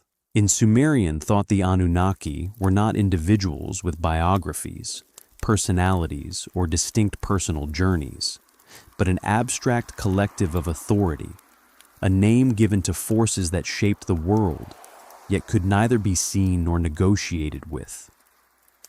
They did not exist to explain natural phenomena in a scientific sense, nor to provide entertaining narratives, but to answer questions far deeper and heavier: why law exists, why order is sacred, and why human beings must accept limits they did not choose. First and foremost, the Anunnaki represented power, not personal power, not physical strength or superior intelligence, but structural power, the power of systems. In Sumerian society, where political, religious, and legal authority were intertwined, people needed a conceptual framework to understand why a king's command carried weight, why laws could not be arbitrarily broken, and why decisions affecting life and death lay beyond individual will.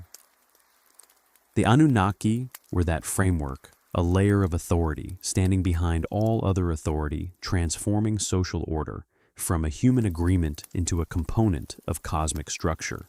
Because they represented structural power, the Anunnaki rarely acted directly. They did not appear to rescue or punish individuals, but functioned as an anchor, point a confirmation that order was operating as it should, even when its outcomes felt cruel or unjust to human perception. In that world, the greatest terror was not an angry God, but the absence of order itself. The Anunnaki, through their silence and anonymity, ensured that order did not dissolve. Alongside power, the Anunnaki also represented law, not law as a set of amendable rules, but law as an existential principle. For the Sumerians, law was not merely written to regulate behavior, but to mirror the sacred order of the world. When laws were issued, they did not carry only the authority of kings or councils of elders. They bore the shadow of the Anunnaki, those who guaranteed that the law was not only socially valid, but cosmically aligned. This explains why in many Sumerian texts, breaking the law is never treated as a purely social crime, an offense against community or royal authority, but as an act that fractures sacred order, a dangerous misalignment between humanity and the deeper structure sustaining existence.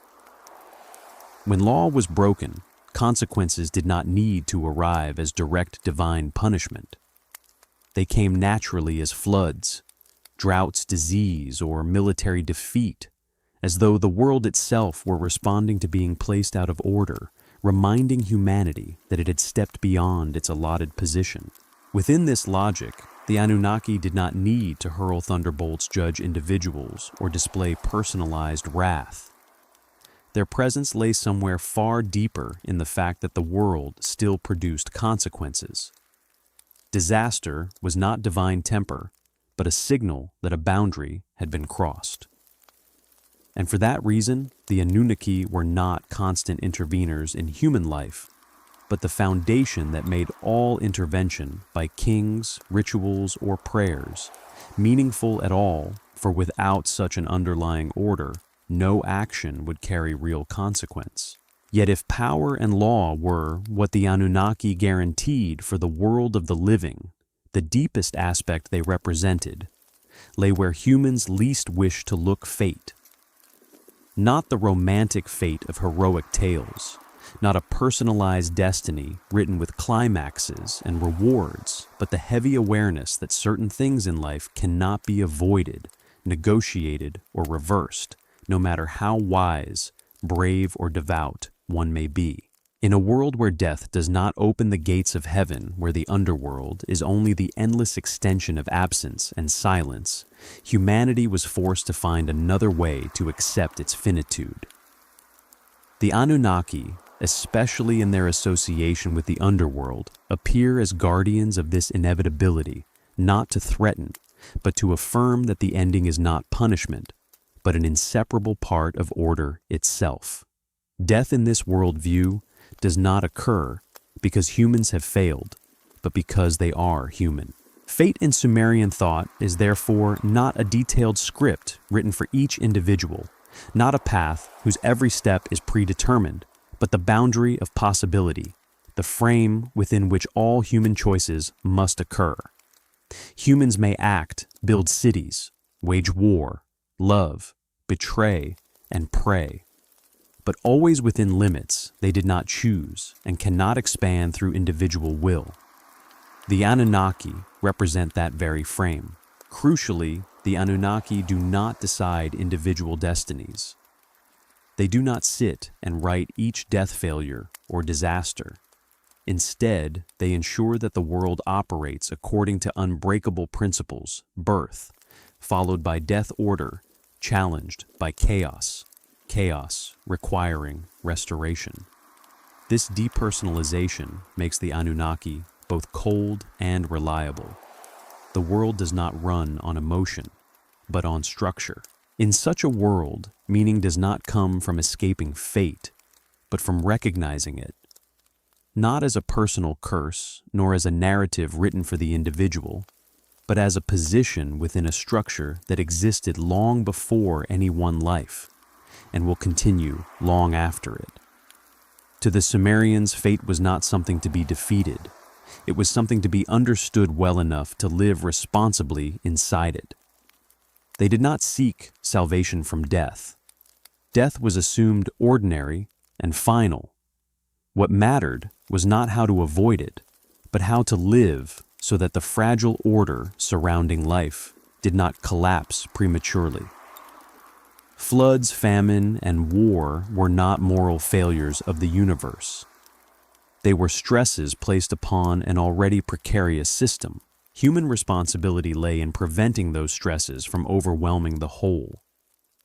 The Anunnaki made this worldview possible by giving shape to limitation itself. They embodied the idea that there are boundaries no effort can cross, forces no ambition can override. By personifying these limits, the Sumerians could relate to them, name them, and incorporate them into daily life. The unknowable became structured. Fear became organized. The unchangeable was no longer chaos, but a framework within which choice still mattered. In this sense, the Anunnaki did something subtle but profound. They transformed finitude into something livable. Mortality became a condition, not a punishment. Constraint became guidance rather than paralysis. Even fate, when understood as law rather than whim, allowed space for human dignity. One could act rightly, not because it guaranteed reward, but because it preserved balance. It is precisely here that the Anunnaki diverge most sharply from the modern fantasy of sky gods.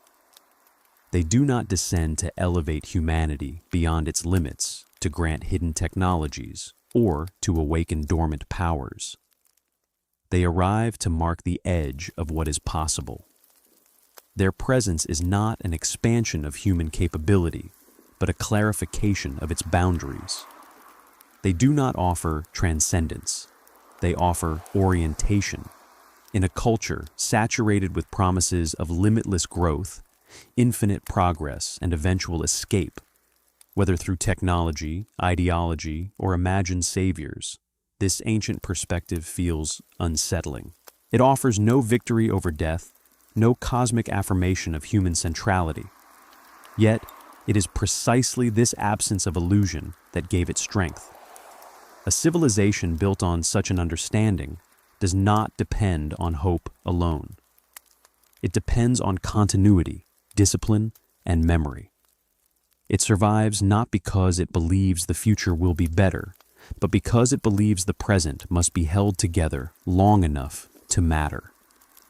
That is not a comforting message, but it is a durable one, strong enough to sustain a society through centuries of upheaval, collapse, and renewal. Strong enough to leave traces that still speak to us now, not as promises of what we might become, but as reminders of how to stand soberly and responsibly within the limits of a world that will not bend itself to our desires. Importantly, the Anunnaki do not represent hope in the modern sense.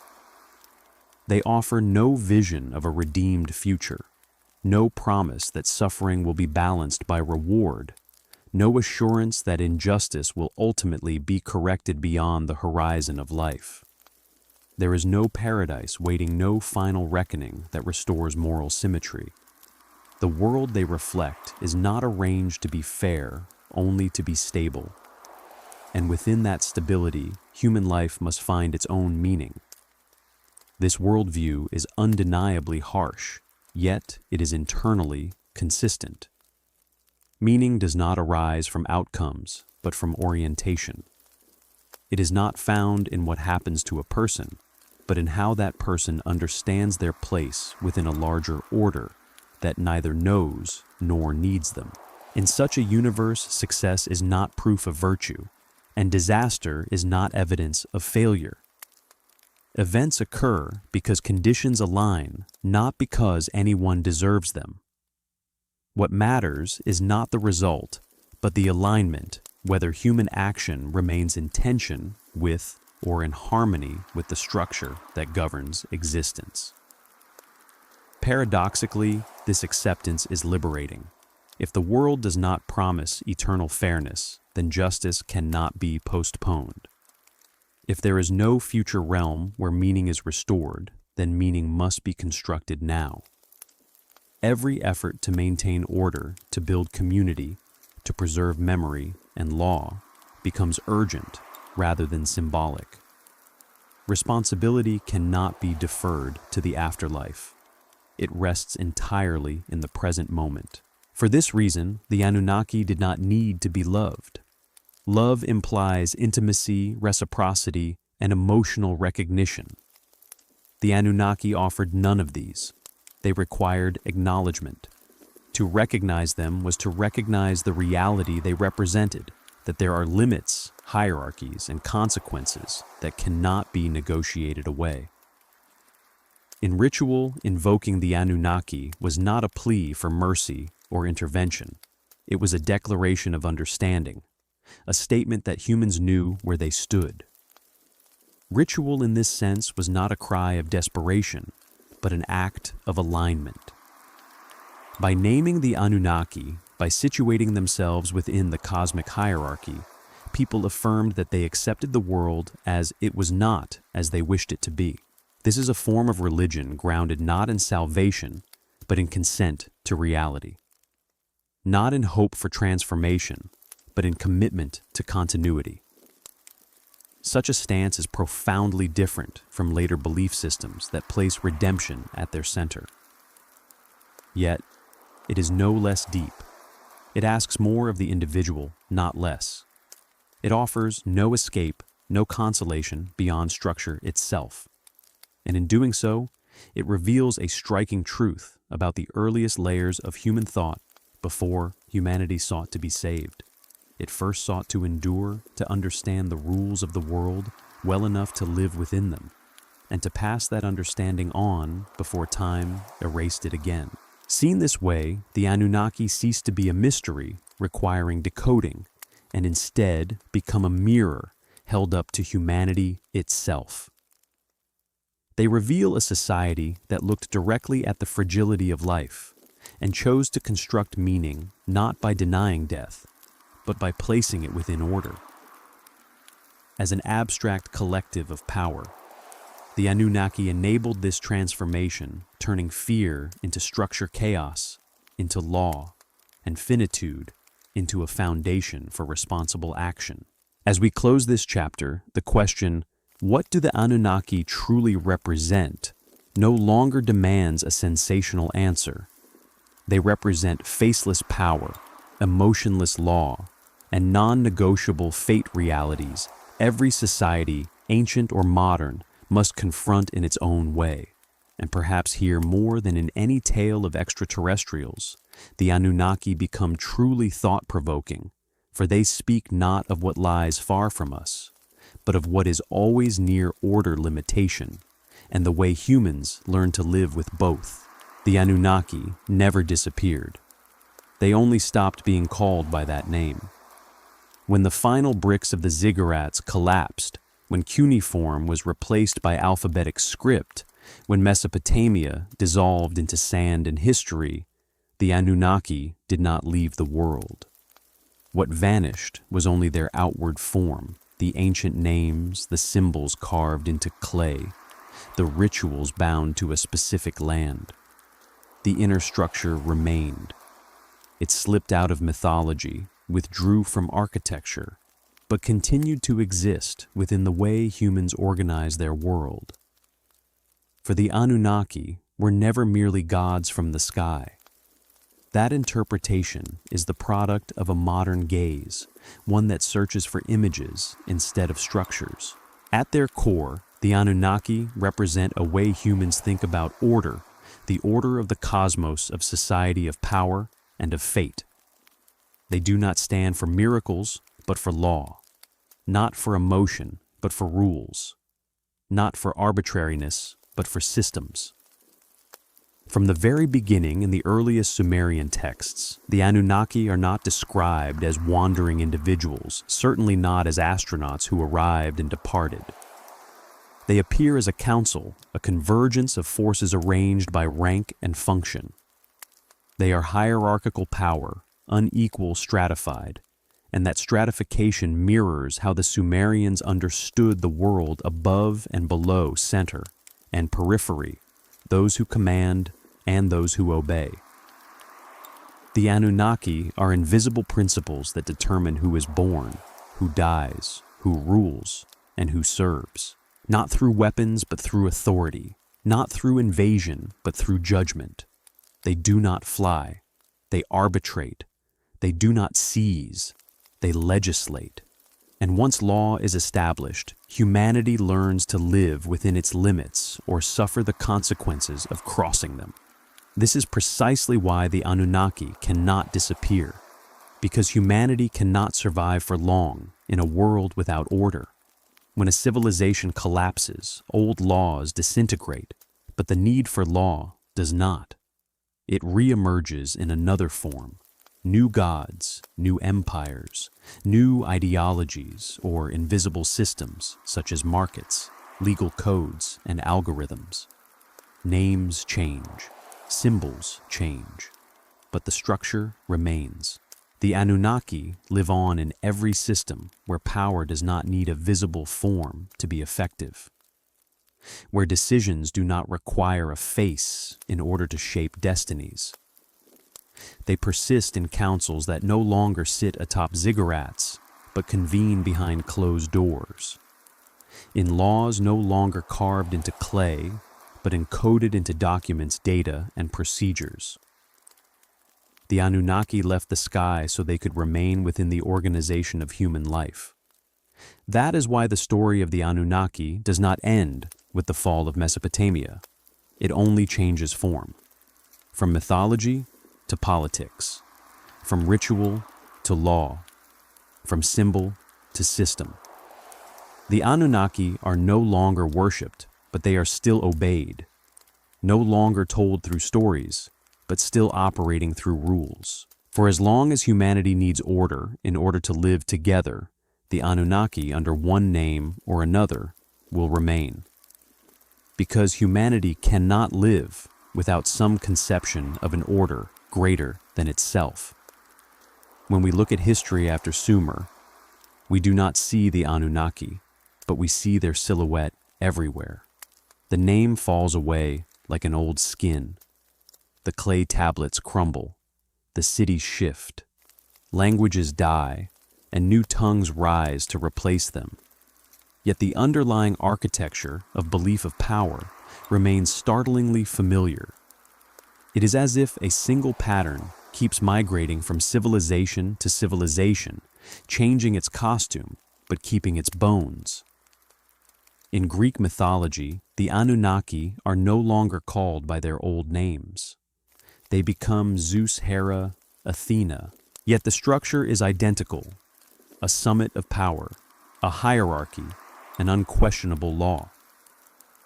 Olympus functions like a cosmic court. It is not simply a mountain of gods, it is a governing system. There is a ruler at the top, a council around him, domains assigned boundaries, enforced punishments delivered, and order preserved through authority rather than persuasion. Zeus differs little from Anu in function. He is the legitimizer of power, the holder of the ultimate right to decree.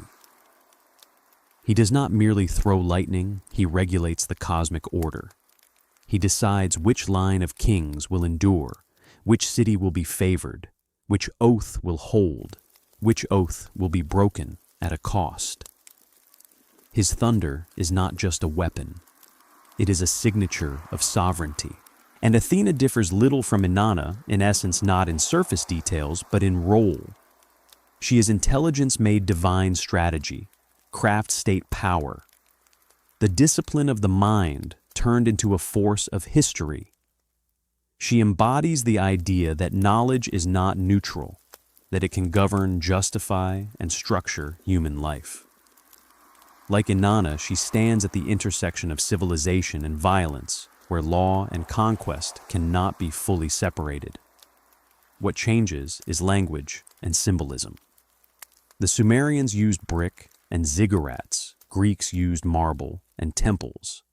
The Sumerians spoke of decrees carved into destiny. Greeks spoke of fate spun by the Moirai. But beneath these differences lies the same assumption that there is an order above humanity, and that order is not simply moral, it is structural.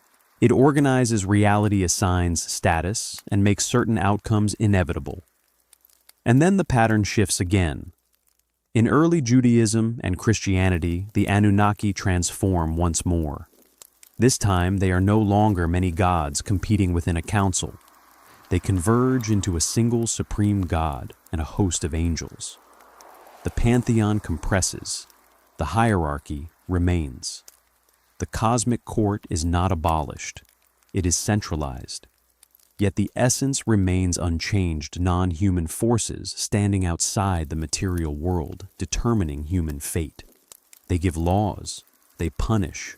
They reward. They remember. What happens here is not the disappearance of the old structure, but its refinement. The messy plurality of divine wills conflict, rivalry negotiation, tightens into a single source of authority. Where earlier systems distributed power among many domains, monotheism gathers power into one ultimate command. But to maintain order, it still requires ranks, intermediaries, messengers, enforcers, hence angels, archangels, thrones, dominions. A ladder remains. Only the summit becomes absolute. Law in this transformation grows sharper. It is no longer merely an external decree of a divine council. It becomes covenant, commandment, judgment. Not because humans suddenly became more moral, but because a system that centralizes ultimate authority must also centralize ultimate accountability. A single God implies a single standard. A single standard implies an intensified concept of obedience, transgression, and consequence. And still memory remains the key. In Sumer, the gods remember through tablets, omens, decrees through recorded order. In the biblical imagination, God remembers through covenant, through promise and history. The story becomes linear, not only cyclical. Time becomes not merely a wheel, but a path: creation, fall, exile, redemption. But the function is the same. Divine memory guarantees that nothing escapes the system. No act dissolves into nothingness. No injustice is fully lost. The universe is not forgetful. This is what makes the silhouette so persistent across millennia. The Anunnaki are not one set of beings, but a template, a human method of making the world legible, a way of expressing through sacred language that reality has layers, that power is structured, that fate is not random, that behind the visible world stands a deeper architecture that must be obeyed, feared, interpreted, or prayed to. And even when later religions reject earlier gods, they often inherit the same scaffolding. The names are condemned, the idols destroyed, the temples abandoned, but the invisible structure of order remains because the human mind still needs it. We can change the mythology, but we cannot easily erase the hunger that mythology answered. So when we say the Anunnaki transform, we are not claiming the same beings migrated into new stories. We are describing something subtler, that the same pattern of thought of hierarchy, decree, and cosmic governance keeps re-emerging because it is rooted in how humans manage fear, uncertainty, and the unbearable randomness of existence. The Anunnaki vanish from the page, but their silhouette stays on the wall. In India, they become devas and asuras. In China, they become the mandate of heaven. In Buddhism, they dissolve into the law of karma. In modern science, they acquire a new name, natural laws. No personality, no narrative, yet still an invisible order governing all life. The Anunnaki never died. they only became increasingly abstract.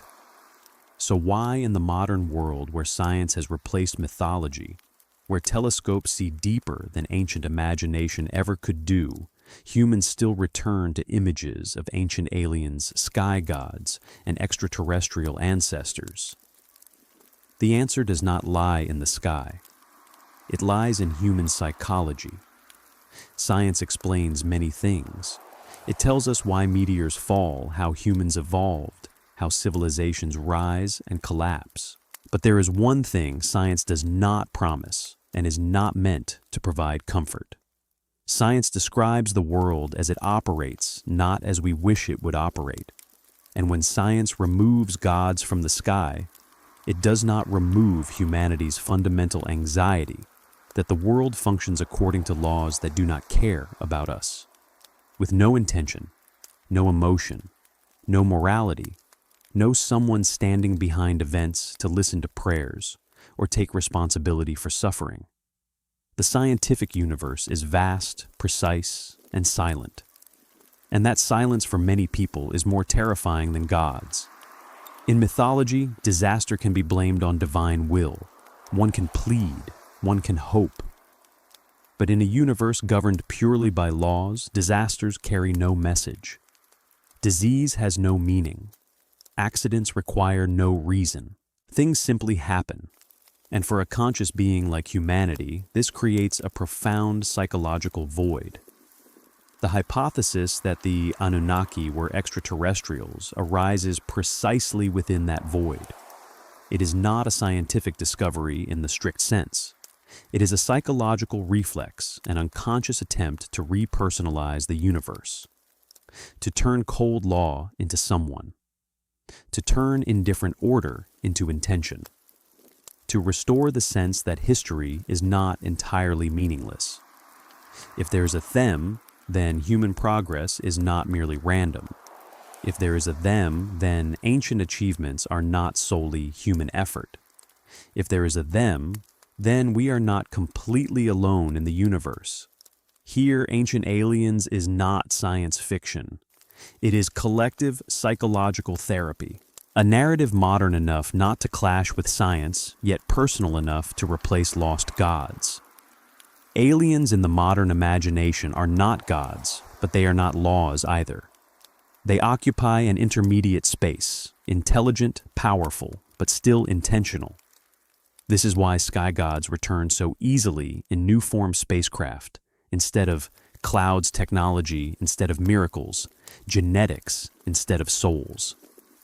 The surface story changes, but the underlying need remains the same. The need to believe that there exists an intelligence greater than humanity, yet not entirely alien. And notably, this hypothesis rarely aims to understand ancient people. It primarily aims to soothe modern ones. It says more about our anxieties today than about Mesopotamia thousands of years ago. It reflects humanity's discomfort with a universe that has no center, no favoritism, no special place reserved for us. Yet, it is precisely here that the ancient Anunnaki narrative becomes deeper than Ancient Aliens. Because the Sumerian texts do not attempt to comfort humanity, they do not claim the gods love humans. They state that order exists and humanity must learn to live within it, whether favored or not. The Anunnaki do not allow humanity to escape reality. They force humanity to confront it, and perhaps that rather than spaceships or extraterrestrial DNA is why the Anunnaki continue to haunt human consciousness today.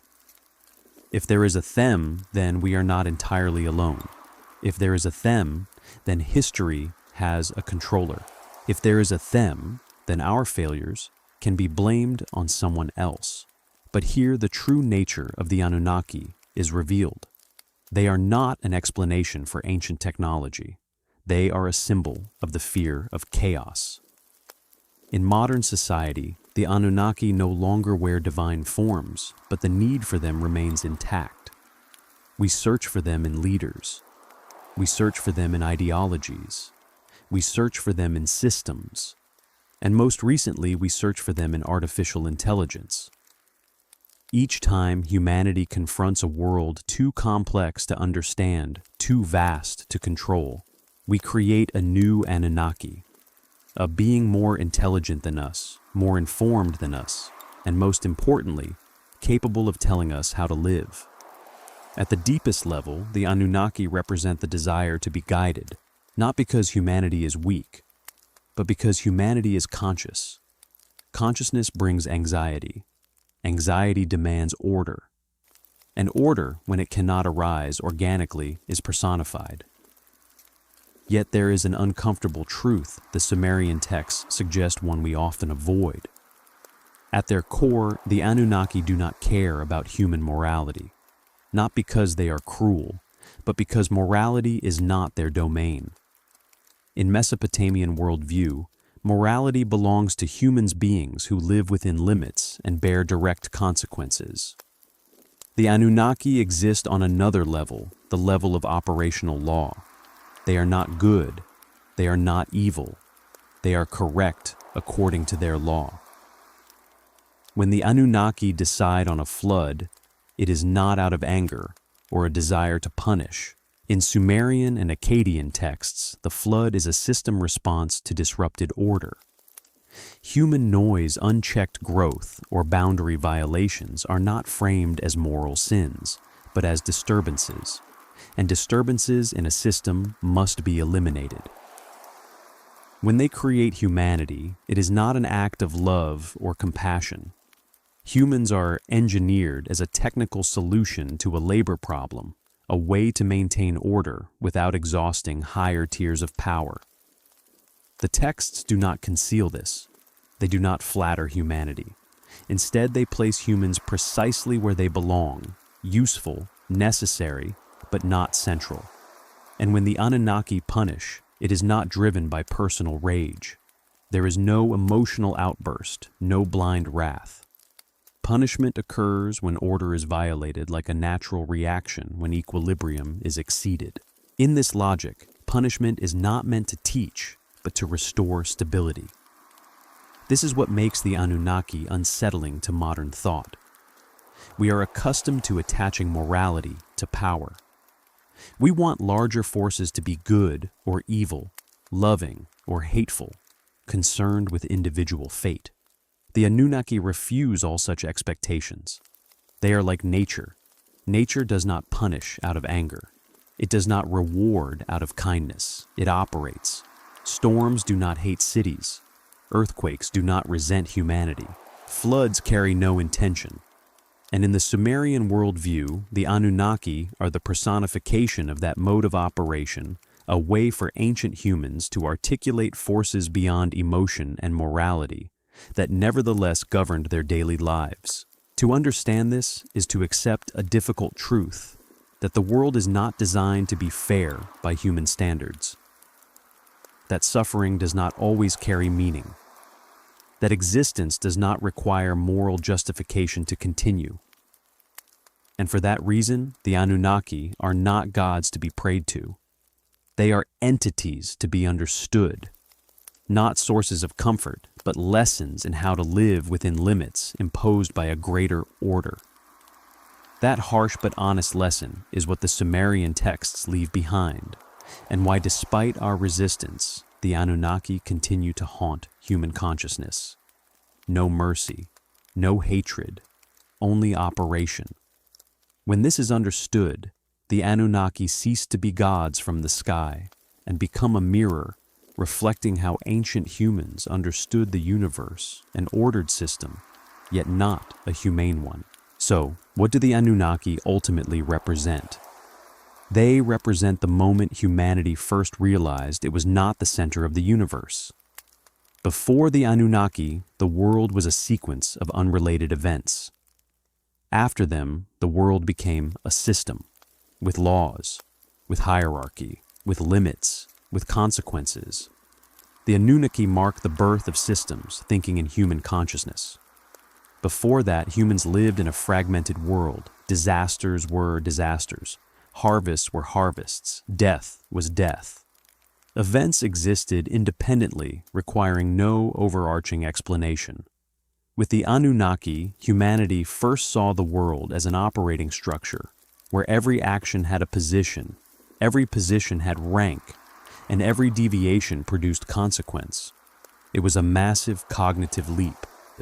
And that way of thinking, not belief in gods, laid the foundation for civilization. Law emerged when humans accepted that order could not depend on personal emotion. Law does not need to love. It only needs to function. This mirrors Anunnaki logic directly: no mercy, no resentment, only operation. Once law exists, individuals must obey, not because it is good, but because it prevents systemic collapse. The state formed when power ceased to reside in a single individual and became stratified, distributed by role and function. Like the Council of the Anunnaki, the state exists not to represent every individual, but to maintain collective order. Power becomes functional rather than personal. Who occupies the position matters less than the position continuing to exist. Science arose when humanity accepted that the world could be understood through laws rather than intentions. Thunder ceased to be divine anger and became measurable phenomenon. Disease ceased to be punishment and became biological process. This is the moment the Anunnaki lost their name, but their logic prevailed. Modern technology is the culmination of that system's thinking. Machines have no morality. Algorithms have no emotion. They do exactly what they are designed to do. Strangely, modern technology operates closer to the logic of the ancient Anunnaki than to the moral gods of later religions. We no longer build ziggurats from baked brick and clay, but we still build towers. Data towers where information is layered, processed, and used to shape human lives. Power towers where decisions are made far removed from individual experience. Financial towers where invisible numbers govern tangible reality. There are no longer councils of gods atop ziggurats, but there are boards of directors, scientific committees, policy councils, and invisible algorithms making decisions in silence. They do not need faces. They do not require ritual. They do not demand worship. They only require compliance.